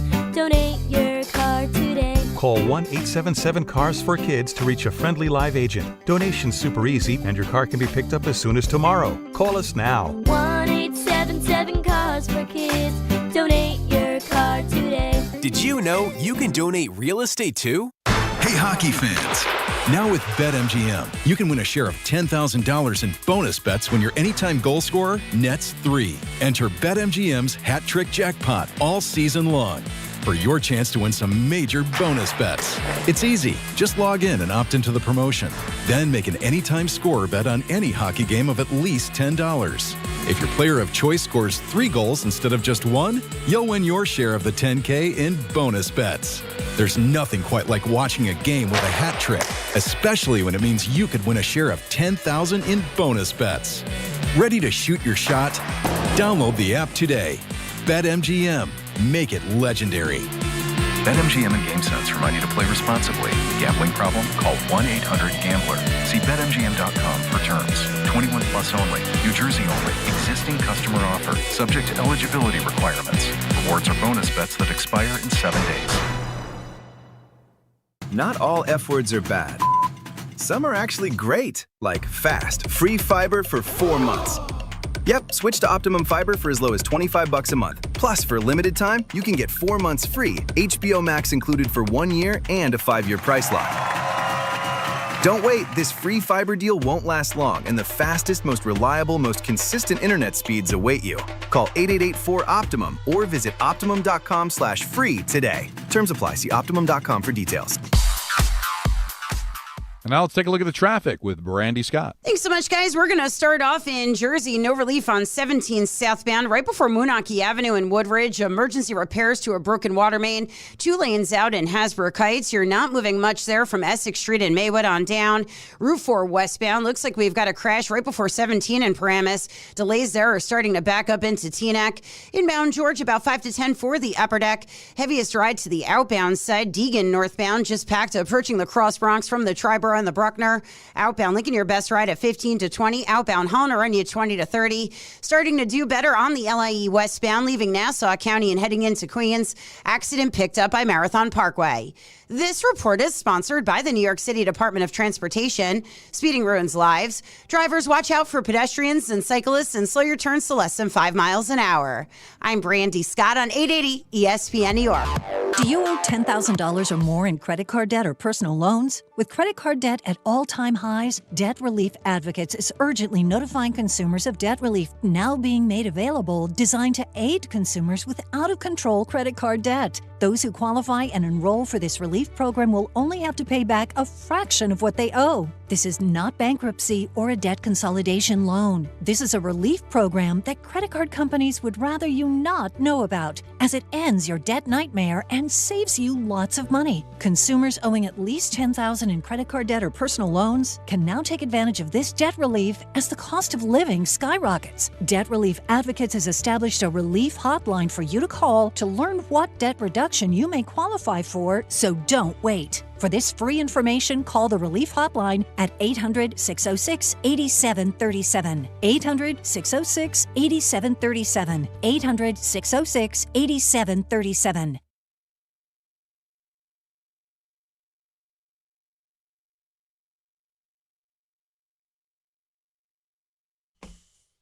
All right, let's get back to the phones. 1-800-919-3776. Lots to talk about. Mets possibly giving Tucker $50 million a year. This is what Alan was talking about. Instead of giving long-term contracts to a guy that's 29 years old, just give him a ton of money. And obviously all the taxes and the penalties that come from having a high payroll don't seem to bother Steve Cohen at all. Mets have a team to build. You're getting close. February 15th. Never mind pitchers and catchers. Like February 15th, everybody reports. So what's today, the 13th? So Thursday will be exactly 1 month away from spring training actually being happening, and then by the end of March they're already playing games. You got to have a team. Got to put things together, man. Get it all coordinated because baseball is coming. I'm not sure it's going to be as hyped as it was last year, but it'll still be cool coming off a dreadful football season. Hockey doesn't look like it's going to give us much unless you're an Islander fan. Yes, sir. Although I got to tell you, just real quick diversion. I know it's a first world problem, but the league did not do the Islanders any favor. A 7-game road trip? A 7-game road trip. Nashville, Winnipeg, Nashville, Minnesota, Winnipeg, yep. And then out to Western Canada. Sure. Why not? Like, good Lord. Like, I'm going on a 4-game road trip next week. Calgary, Edmonton, Vancouver. Again? And Seattle. But I'll be gone exactly a week. How much are you guys on the road? Well, it happens, man. You play 81 like everybody else. Yeah, but my point is, feels like you're way is that that's a road trip that starts in Nashville and ends in like Seattle, and it's right when they're playing hot. And they had a good win over Minnesota, won the game in overtime. We'll see what they can do tonight against Winnipeg. Nashville, Minnesota, Winnipeg, Edmonton, Calgary, Vancouver, Seattle. And how many days? This thing started on the 8th. It'll end on the 21st. That's 2 weeks. Yeah. To you and me. Because they left on the 7th to go to Nashville. Yeah. And then they'll come home. Is that Seattle game a night game? 9:30 p.m., I guess, Eastern time. Right. So they'll leave TNT. So they'll leave the next day. So they left on the 7th, and they'll come home on the what? The 22nd? 22nd, yeah. Well, they play, and then they get a day, and then they'll play on the 24th at home. Then they go back on the road, Philly. To Philly, but, yeah. But this is really it's like this: home at Philly, Rangers. So it's not too bad. Then you're home, Washington, Pittsburgh, Jersey. So there's not a lot of. After that, there's not a ton of travel. And then they're going to have the Olympic break and all that. It's just that like they're hot, and it's like, wow, this trip is just. It's really going to test them. It's pretty nuts. Let's go to Steve in Homedale. You're on ESPN New York. Hey, guys. Good to talk to you. I just want to touch on the discussion from earlier today when the caller called about the Giants not being an iconic franchise. Oh, he was fighting his story. And, yeah, I just want to quickly give you the Giants' resume. I'm a big Giant fan like you are, Don, and I want to give you the Giants' resume that I believe makes them an iconic franchise. Please, First of all, go ahead. Go ahead. Yeah. First of all, number one, they've been around since 1925, which makes them the 4th oldest team in the NFL, in back of the Cardinals, Bears, and Packers. They're also only one of 3 teams that have had the same owners. Pittsburgh with the Rooneys, and Chicago is still with the Hallis family. They've had several championships. Besides the Super Bowl era, they had several championships in the pre-Super Bowl era, including 1956, the era from 1956 to 1963. Where the Giants won 1 championship, and they played for the NL championship at that time in 6 years. Also, the early days of the NFL on television are defined by the Giants' Colts Classic game of 1958. Yeah, 1958, yeah. And the thing that Wellington Mara gets credit for most of all is the current TV structure, with Wellington Mara agreeing to share his money with the smaller markets, so the Green Bays of the world could stay there. Yeah, well, what the caller didn't understand, Steve, and thank you for the history of the Giants, is that Wellington Mara was was born on a warm day in April in a log cabin in western Pennsylvania. The name Wellington, similar to the steak, was because his grandpappy, Pappy Wellington, is that both could be true. They're an historic franchise that right now is playing embarrassing football. But there are some names. No matter how bad the Yankees are, they're still the Yankees in just the history of everything. Like, and when Bill Parcells took over as head coach in 1983, he's like, the Giants are one of the flagship franchises in the NFL. And that was when they hadn't won a championship since 1956. So listen, don't let one call ruin the day. Artie's got a very interesting question in Brooklyn. Hi, Artie. How are you? So I'm calling Mike, I'm blanking out. And I'm Mike calling Tomlin? him and I'm saying, how do you feel about Dante Moore? Because he should make the whole draft for us. Can't we hire him as a consultant, just like we did with Parcells, and let him make the draft? Is that against the NFL rules? I don't think so. I mean, you'd be paying him, but you're not contracting him to be a head coach. So I don't think you'd have to give Pittsburgh any kind of compensation. You would just bring him in as a independent contractor, consult on the team. Now I don't know if he'd be interested in doing that, but I would definitely reach out if I could. I don't think he can work. He can't work for another organization. He cannot work for another organization. You gotta tell him, listen, if by chance you're coaching for us next year, which quarterback in college do you want? Because we'll pick him. Well, Alan brings up a good point, is that even though Pittsburgh couldn't ask for compensation, does Tomlin forfeit, the right to get compensation later on, or does restart the clock if he does get paid by another organization? I don't really know how it works. He can't work for another organization. It's under any capacity. No, he can work. He can do TV. He can't work for another NFL team. He can't. Now, if you want to call him and just say, "Hey, what do you think?" Well, I mean, but you know what? He's going to be on TV. He'll probably tell you what he thinks there. He could, but I know what Artie's trying to suggest, and God bless you, Artie.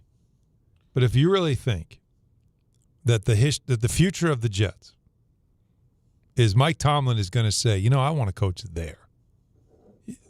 Come on. Not happening. You don't think so? No. It's interesting because you think he doesn't pay? He pays attention. He knows the league. Right, He's seen everything. But let's play it. There's no way other teams will have openings. For him to choose the Jets, I would then question his decision. Right now, you can't want him anymore. What are you doing? Well, this is because what Artie's suggesting is have him pick his quarterback. We'll draft him, and then a year from now, wink, wink, we'll give a first-round pick or a second-round pick, which might be the cost, if not more, to the Steelers, so that you'll be our head coach, and then we're going to pay you $20 million a year after we fire Aaron Glenn. That is a dream, and I understand it. We got to wake up from that one. And there's always like 6 jobs a year open. So if you were hoping that, hey, he'll work TV for a year. Come on. We'll fire Glenn, and there'll be no other job open. Tell he'll us be who itching you want to get as back. a quarterback. Come on. I He'll look don't at this want to draft and he'll insult say the none of the Jets. above. I'm good. But you don't have a quarterback. Now, maybe you draft more, and things can change in a blink, right? Of course. Weeb Eubank coached here after winning a Super Bowl with Baltimore or a championship with Baltimore. Bill Parcells coached here. So it's not crazy that you can get yourself to a point where you can be attractive. But right now, 15 years and counting, not making the playoffs. At this particular point, not having a quarterback. Yeah, you got a bunch of picks. That's attractive for maybe a general manager if you want to let go of Muji to take over. But, hey, it is what it is, man. It's tough. It's not an attractive job. And really, more so attractive for the Giants than being a historic franchise, as we debate that today, is they seem like they got a quarterback. Yeah. Seems like it. Yeah, and that's what I think was probably the greatest thing that happened in 2025 for the Giants was that they didn't get the guy they didn't get the number 1 pick and didn't get the guy they really wanted, but they traded up and got the guy they needed. Well, and again, even though people want to credit Dable with a lot of that, maybe that's also part of why Joe Shane is here to continue to build this. He was able to maneuver to make that happen. Let's go to Chris and Beth Page. You're on ESPN New York. Hey, guys, you know what's crazy? I was on the phone on hold last Tuesday with you guys, and I called up originally to say, don't let Stefanski out of the building. In the interim, while I was on hold, Harbaugh became available, okay? Yep. So I swear to God, I was on another show earlier today on hold calling to say the Giants have to get Harbaugh when Tomlin became available while I was on hold. I swear to God. So what I'm asking you is, can you leave me on hold until the Rams lose and maybe McVay becomes All right, there you go. We'll keep you on hold for the next few days. Yeah, exactly. It could change like that, right? I remember that, you being on hold for that, and now. Yeah. But. And I was like, you guys said to me, you're like, you still want Stefanski to leave, not to leave the building? And I was like, Harbaugh's the guy. I mean, and that's why I called, guys, really. I think it's definitely going to happen. I'd be shocked if Harbaugh didn't go to the Giants. It just makes sense from all angles. And, by the way, you know what's great? The cap room the Giants are going to have, okay? The good thing about having a good young quarterback is we don't have to pay him for another 3 or 4 years. You know what I'm saying? So, that's right. Like, that's a rare – and that's what these guys look at. That's what Harbaugh's going to look at. He's going to be like, I don't have to pay this quarterback. And I'm sure that hampered him a lot in as great as Lamar is. Him making tons of money hurt them with the cap space. No, so now he's going to go to a place with a lot of cap room and a good young quarterback. And I think it's a perfect fit. It does feel that way. Again, we're biased because we're Giant fans, but you do get Neighbors back. You get Scadaboo back. You're drafting 5th overall, so a really good player should be available there. There's a lot of good that can happen here. But I can't get in John Harbaugh's head. I don't know. It's not like he called the Giants and said, hire me. He's still going through the process. Each day goes by. It's still up in the air on exactly what he's going to do. But I've been saying it all day. It just feels like it's bound to happen. How will the Giants screw it up is really the only thing that stands in the way. Well, he comes prepared, usually. We'll see if he's going to be able to pick up the phone. But everybody's abuzz about the call yesterday. Well, I mean, how will he follow it up? Richard in Manhattan, you're on ESPN New York. Hi, Richard. Fellas, a week from today, Tuesday, the Jeopardy answer will be Indiana. And the question will be, who was the last college football team to go in undefeated? Indiana. Who was the last college basketball team to go undefeated? 50 years ago, Indiana. You know what I find interesting? The six out of the 8 playoff teams, 6 out of the 8, are old franchises. You got New England, Buffalo, and Denver. New England, of course, for the Boston Patriots. Those franchises were the original 3 out of the original 8 AFL teams, those 3. Then you got the Rams, the Bears, and the 49ers. They're over 80 years old. So that's probably pretty neat, 6 out of 8 franchises. Alan, let me ask you this. The best starting 4 in the NBA, this is my vote. Paul George, Edgecombe, Maxey, and Embiid. Do you disagree? The best starting 4 players in the entire league? Yes. Are those 4? That's what I say. Two guys that get hurt randomly and a rookie. Well, when they're good. Well, but when they're playing, I think they can be the best. But you're saying 4. they're the best in the league. Yeah, that's my feeling. 4. All right. Well, Here's that's your another feeling. point. Okay, I don't agree. Okay, Alan, you like this.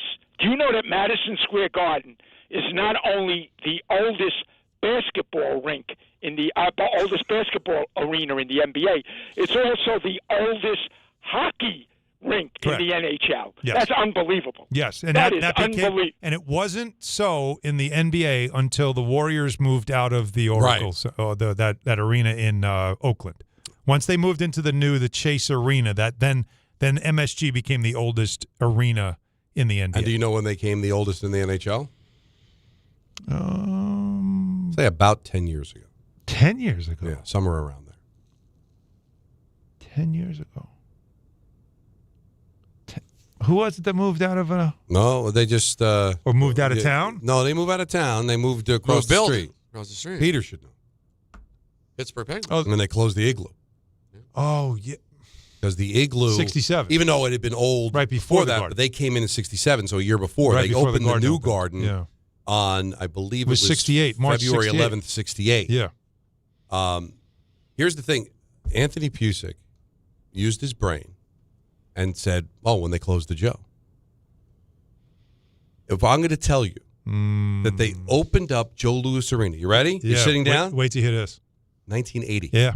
They built it old. They played in the Cobo, right? Yeah. Well, and they built this new arena, never built a press box. So, like, when I would do games at the Joe, like, you'd be wedged in like, the upper deck. Like Stanley Cup Finals, 2002? right? Yeah. That was the Against Carolina one? yeah. Were you there? Did you cover it? No, that one I did not. We were sitting in the crowd. Yeah. They had rope around in a section. And you sat around fans. But I was like you. It was I'm crazy. like, Gordie Howe played Yeah. here. No. Alex Del Vecchio. Like, really. Glenn Hall, who passed away recently. And I remember, like, they built it in 1980.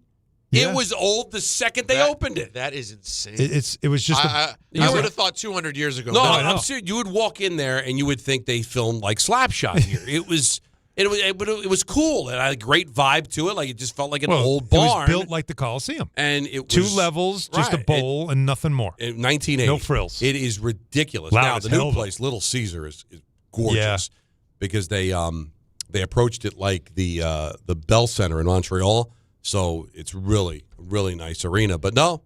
Yeah. So Madison Square Garden, oldest NBA, oldest NHL. Really a shame because a lot of these places, some of them are gorgeous, and some of them just like they're cookie cutter. Although I will tell you, even in darkness, Peter, darkness, going by the whatever they call the football stadium in Minnesota, God, it is. Oh, it's awesome. It is gorgeous. I know. That's all I want. That's all I want the commies to do. Just do what they did in Minnesota. Sunroof? Give me the sunroof. Give me the whole look. Give me the inside. And it's right in the city proper. It's so like you're driving in the street and you can just you can reach out the window and you feel like you can touch it. Like it's not this minus the birds thing. Remember initially, birds were slamming into it and dying. I want to sacrifices. Hold on. I don't want to kill the birds. Just turn the fan on. Oh my God! Just let it rip. I mentioned it on the air, and Danico said, I'm calling the game in Pittsburgh, right? Pittsburgh, it's a really nice arena, and I think the puck gets cleared. It's not a puck. It's a bird. A bird flew, right? And I'm like, oh my God, there's a bird in the building, and I was going to drop the whole. There's a bird. There's a bird loose in the mall. I just didn't feel that's an comfortable old enough. K-Show drop, wasn't it? Right, exactly. Yeah. And Kenny's like, good thing I thought they cleared the puck. There's a bird flying in here. I was like, so it was kind of a moment, but I wanted to bring. I'm just not comfortable enough being new to start using K drops during a game. Oh, but I gotta get it. Chris Stapleton's All-American Roadshow is coming to Northwell Health at Jones Beach Theater on Wednesday, August 26th. And ESPN New York has your chance to score tickets on the ESPN New York app. Just find the contest tile and submit your entry. Brought to you by Live Nation. Tickets go on sale this Friday at 10 a.m. at Ticketmaster.com. ENN's next. And then St. John's basketball at 6:10 here on ESPN New York. You know, I feel the need at this very moment. For speed. No.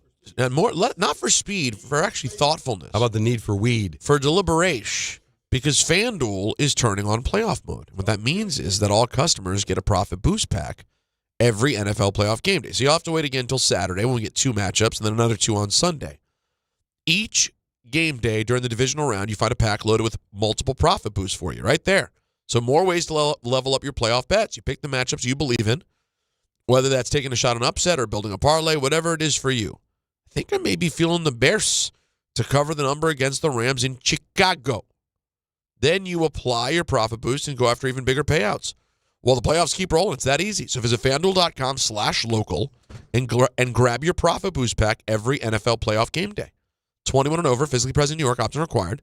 Bonus issued is non-withdrawable profit boost tokens. Restrictions apply, including any token expiration. And max wager amount. See terms at sportsbook.fanduel.com for help with a gambling problem. Call 877-8-HOPE-NY or text HOPE-NY 467-369. Every 40 seconds, a child is reported missing. That's 2,000 children every single day. It's a heart-wrenching reality that we can no longer ignore. Find the Children is a non-profit organization dedicated to helping find missing kids. You can be a part of their mission by donating your unwanted vehicle, running or not. Call 1-800-294-0222. We guarantee that you will receive the maximum tax deduction. We provide fast, free pickup with 24-hour response. Call 1-800-294-0222. Find the Children provides crucial resources to help find missing children and educational materials to teach kids how to recognize and avoid predators. Our recovery programs have a proven track record of reuniting kids with their families. It's time to act. Donate your unwanted or unused car. Help us build a world where every child is safe. Pick up the phone and call 1-800-294-0222. Together, we can bring these kids home safely. This advertisement was paid for in partnership with Cars R Us and Find the Children. At City Harvest, we're on the road every day rescuing millions of pounds of nutritious food for New Yorkers in need. Transforming surplus food into sustenance, sustainability, and smiles. That's how we feed good. Donate at cityharvest.org. My name is Whitney Allen. I am a widow. My husband, Ryan, died. We never thought in a million years we'd have to use life insurance. The unexpected happened. With Ethos, it is so fast and easy. It's 100% online. You can get a quote in seconds, apply in minutes, and get same-day coverage. No medical exams, and you can get up to $3 million worth of coverage through Ethos. Get your free quote at ethos.com/game. That's ETHOS.com/game. Time spent on application may vary. Online health questions required. Empower. Ellie here is getting the sleeve she's always dreamed of. She worked with Empower and planned for her next move, so she got good at money. Now she can be a little bad. Oh, by the way, you spelled journey wrong. No worries. She can afford the cover-up, too. Ooh, check out my tat. It says, invest well, live a little. Start today at empower.com.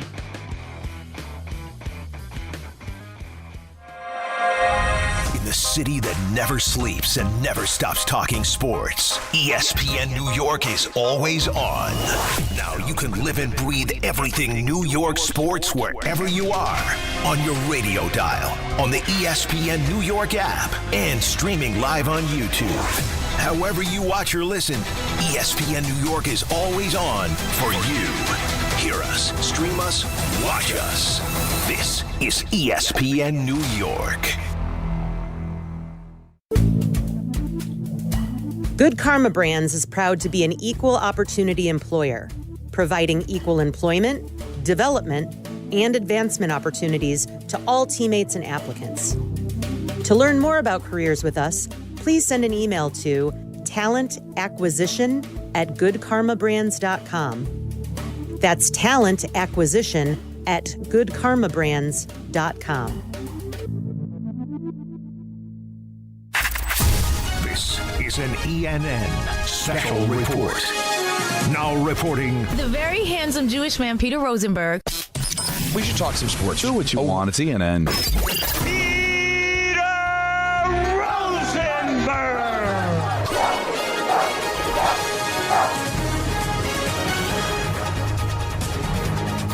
Hey. How's everyone doing? Good, yourself? I'd like to start off by welcoming you to ENN. It's brought to you by... Yeah, sure. It's brought to you by Ramsey Mazda. We're on YouTube also. Sure are. You ever watch YouTube? I'd like to say good evening to Don. There's a real Don in New York waiting for me with a full beard. And to Don. Grab on and hang on, because there's a lot to grab to. I can tell you that. Both hands. Both of them. And to Don. Who are these, everybody? And to Richard. Hi, Peter, Don, Alan. The delay for Alan is... he forgets. Hi, Peter, Don, Alan. And then he wants to tell me that Harbaugh. 4-man lineup is a group that has played together for 5 games. Best in the league. Oh, yeah. When healthy. Which health is kind of... Well, do you have... to respond, though, do you have 4 starters that you know you like better when available? Thank you. Is there anything compelling? I actually meant to do the work. You got to do the work. You know he does the work. I meant to put in the time. But what I do... Oh, boy. I meant to do that, and then I didn't. And so thank you for reminding me. Harbaugh. Because I can tell you. If you're going to badmouth my guy, Big Dick, you better come with some facts. Because you know Dick, he brings it. Now, welcome to ENN, everyone. Special early ENN. Carolina Panthers will pick up the 5th-year option on Bryce Young and discuss whether a contract extension makes sense from the, quote, big picture view, according to GM Dan Morgan. The option keeps the top pick of the 2023 draft under contract through 27, and he would be guaranteed $26.5 million that year. It's quarterback, man. There's no end to how fascinating the position is. In terms of how rare it is to absolutely, beyond a shadow of a doubt, know you have the guy. It's just, and then you have to strike you have to, right? And they have to stay healthy. We have the guy. We have to strike now. The guy has to stay healthy. Usually other people really have to stay healthy. Yeah. We're talking about in this weekend, you have Buffalo with health problems. San Francisco has health problems. Now the quarterbacks are playing, but they're down weapons. But Buffalo has the guy, capital T, capital G, right? And this is the time. And unfortunately, you're already down one wide receiver. Yep. And they, so it sucks. But we have seen Mahomes do this with a roster that is compromised. He's done it. But this still have to have one guy, his Kelsey, and it's got to be Cook, right? But you know who? Yes. But you know who never gets hurt is the head coach. Right. And every time, and Don used to talk about this quite a bit, and he was always right. Oh. Every time Mahomes was going into these battles where he was outmanned, he had the walrus, cuckoo, cuckoo, Andy Reid, right there on the sideline. I don't know. I think none of the three of us know enough about football to know if Sean McDermott is truly an add-on to what Josh Allen does or a hindrance. But we know he's not Andy Reid. No, he's not one of the greatest offensive minds of all time holding that clipboard. Because Andy Reid had a resume in Philadelphia. And interestingly enough, the Eagle fans didn't appreciate it because he didn't win the big one, but he did go to a Super Bowl, 4 straight championship games. It's not his fault Donovan McNabb got sick and winded. But things happen. Just didn't work out, but he had a really good team. By the way, he had the Alex Smith Chiefs as a really good team. Right, so McDermott doesn't have that. So we won't know. It'll be not to the level of Belichick and Brady, but we're going to find out at some point whether, who needed who, and I have a feeling I know the answer. So we'll see whether they can pull it together, because it'll be a big win should they knock off Denver in Denver. Chargers have fired offensive coordinator Greg Roman and offensive line coach Mike Devlin. I've never been able to more easily, it took me all year, guys. I didn't know what I was doing the entire year. But by the time we got to the playoffs, I at least had a read on the teams who were playing. Mm-hmm. Our conversation about that game was so easy. The offensive line for the Chargers will not hold up. Herbert's too beat up. They're not getting anything. It literally, and then you just watch the game. Yep. And the Patriots offense basically didn't have to do anything. They just had nothing there. And now Greg Roman and Mike Devlin are out after that 16-3 loss to the Patriots. Of course, the biggest news of the day, Mike Tomlin calling it a career. Here's Adam Schefter on SportsCenter. This is a Mike Tomlin decision, and this clearly is something that has been on his mind for quite some time. There were people I've spoken with who were with him over the summer who sensed that it was going to be his last season. It built up. You don't lose the game last night, call a team meeting for 2 o'clock to inform your team that you're stepping down as the Steelers head coach without being fully convicted on this. This is a historic day for the Pittsburgh Steelers, for Mike Tomlin, the longest tenured head coach in the National Football League. And this is something that he clearly had been thinking about and had come to the decision to make today or as soon as the Steelers season ended, which just happened to be last night. I don't know. You buy it? Or was it told to him, this is your last season? Unless you go out and win a championship, I think this. Well, I don't think they have that relationship that way. This is the question I asked in the room earlier when we saw each other. It's a great story that the Steelers have never fired a head coach.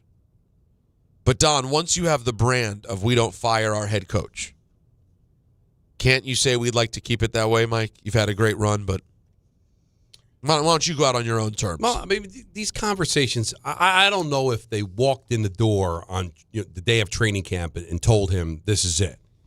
But there might have been a mutual understanding. I'm not feeling this.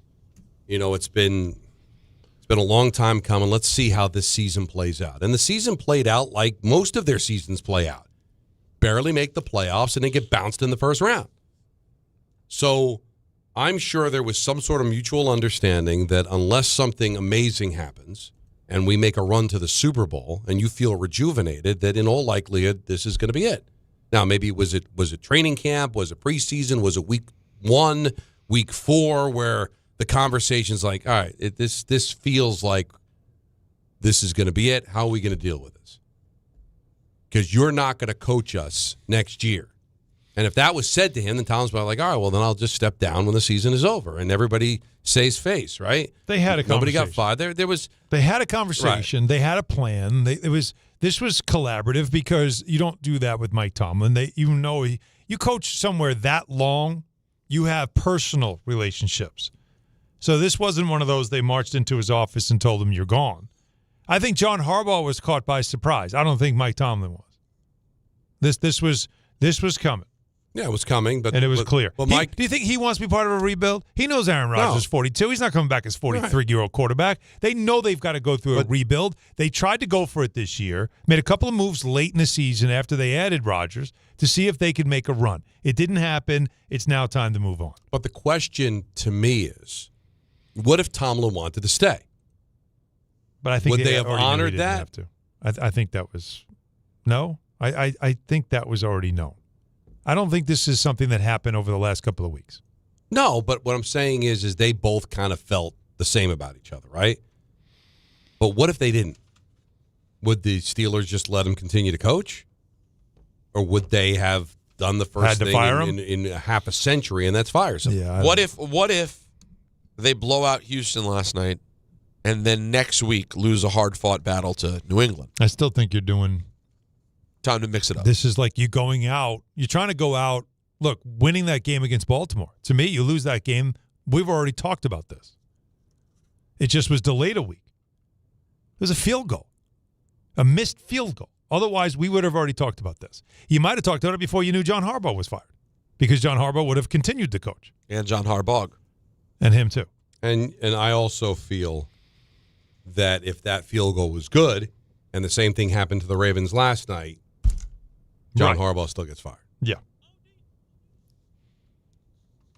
So that whole meme with left, right, field goal, So Steve Bisciotti, and real quick, before I get to Steve Bisciotti, I do want to say you're listening to ENN on Don, Hahn, and Rosenberg, WHSQ and WCBS FM2 HD2 in New York. Here's Ravens owner Steve Bisciotti. Would Loop's field goal have saved Harbaugh's job? If Tyler Loop makes that field goal, is John Harbaugh still here coaching this team? For a week. For a week, okay. Well, there you go. Wow. They knew what they were. They knew it was time. Lamar was done. That is, Don, is that the most honest answer we've ever heard from an owner, like ever?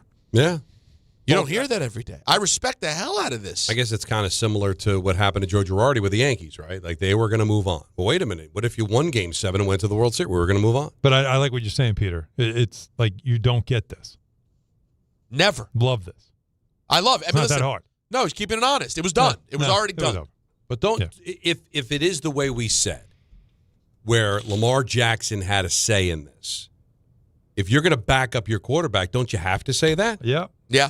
What are you going to do? Pretend? I mean, yeah. And he says it. He says Lamar is involved and wants to be involved. Like they are all. They've committed. Yeah.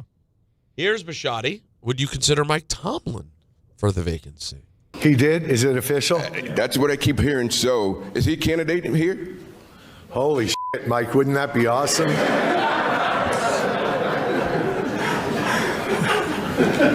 Only if John takes the Pittsburgh job. Wow, wouldn't that be interesting? I don't know, that thing last week maybe disqualified him for my opening after our kicker missed a kick to let them advance. Good for Mike. Yeah, I don't know. Talk to him. I love Mike. I mean, I've admired Mike for 18 years, and that's really shocking that he did it that way. But yeah, that's kind of crazy. Hey, Don, That laughter, is that acceptable? Don accepted it. Was. It was Why legitimate. did I not say? Because that was You didn't do genuinely the because it was actually funny. And shocking to hear that from an owner. It was just that's great stuff. The candor was it was so good. You do hear this sort of normal way of talking, and you do quickly realize why this team is good from the top. Why is it so refreshing when someone just speaks plainly? And why does that happen to be an organization that's run perfectly? Exactly. That you get someone who's normal, straight shooter. I can talk to you like adults. I don't have to act like it's military and I'm hiding. Right. I like Tomlin. Or it's corporate and we have shareholders, so we have to keep things on the up and up, and we don't have to share everything. No, it's just sports. Well, That's all we're doing here. You know what there is an absence of? What's that? Paranoia. Yes, very good. That's where all the paranoia comes from. He's very comfortable. Hey, listen, I'm comfortable. Mhm. I'm the man. I got the team. I made the right decision. Next question. I like it. Dallas Mavericks star Anthony Davis expected to undergo surgery to repair ligament damage in his left hand. Alan, he'll be out several months. Yeah, he just That's struggles. It. But, he did say something on social media about don't believe some of the reports or Don't something. believe the hype is a sequel? Don't believe the lies, which is very strange. Sounds paranoid. What are the... I don't know. About how long he'll be out? About the fact that Dallas is still trying to trade him? That teams could be still interested in getting him because he would be available for the playoffs? I don't know. But what's Kyrie's status? That guy, they're still waiting to get him back. But now at this point, do you bother? Again? Yeah. So they have another year where you get him back and they have to bail because it's been his career. Yeah, but AD, man, like people make fun of him. You think he can't control his brittleness? It is what it is. He is just brittle. Listen, as a guy who tore his meniscus running up the stairs, I understand. The Diamondbacks acquired Nolan Arenado from the Cardinals. Oh, wow. Yeah. Okay, so he finally moved. He has finally moved. That's right. The Cardinals received Jack Martinez in the deal, and they sent $31 million to the Diamondbacks to help cover the $42 million remaining on Arenado's contract over the next 2 years. That will do it for ENN, an early edition brought to you by Ramsey Mazda. Get more for your money at Ramsey Mazda, like a new 2026 Mazda CX-50 or the Mazda CX-90. Choose wisely. Choose Ramsey Mazda. That ended abruptly. It did. Well, it was time. Because usually this is the beginning of ENN. It's an odd thing. If you're tuning in, you should probably download the podcast. When are we out exactly? Because my clock's in all 4 a mess. seconds. 3, 2. St. John's basketball next. Talk to you tomorrow at 3.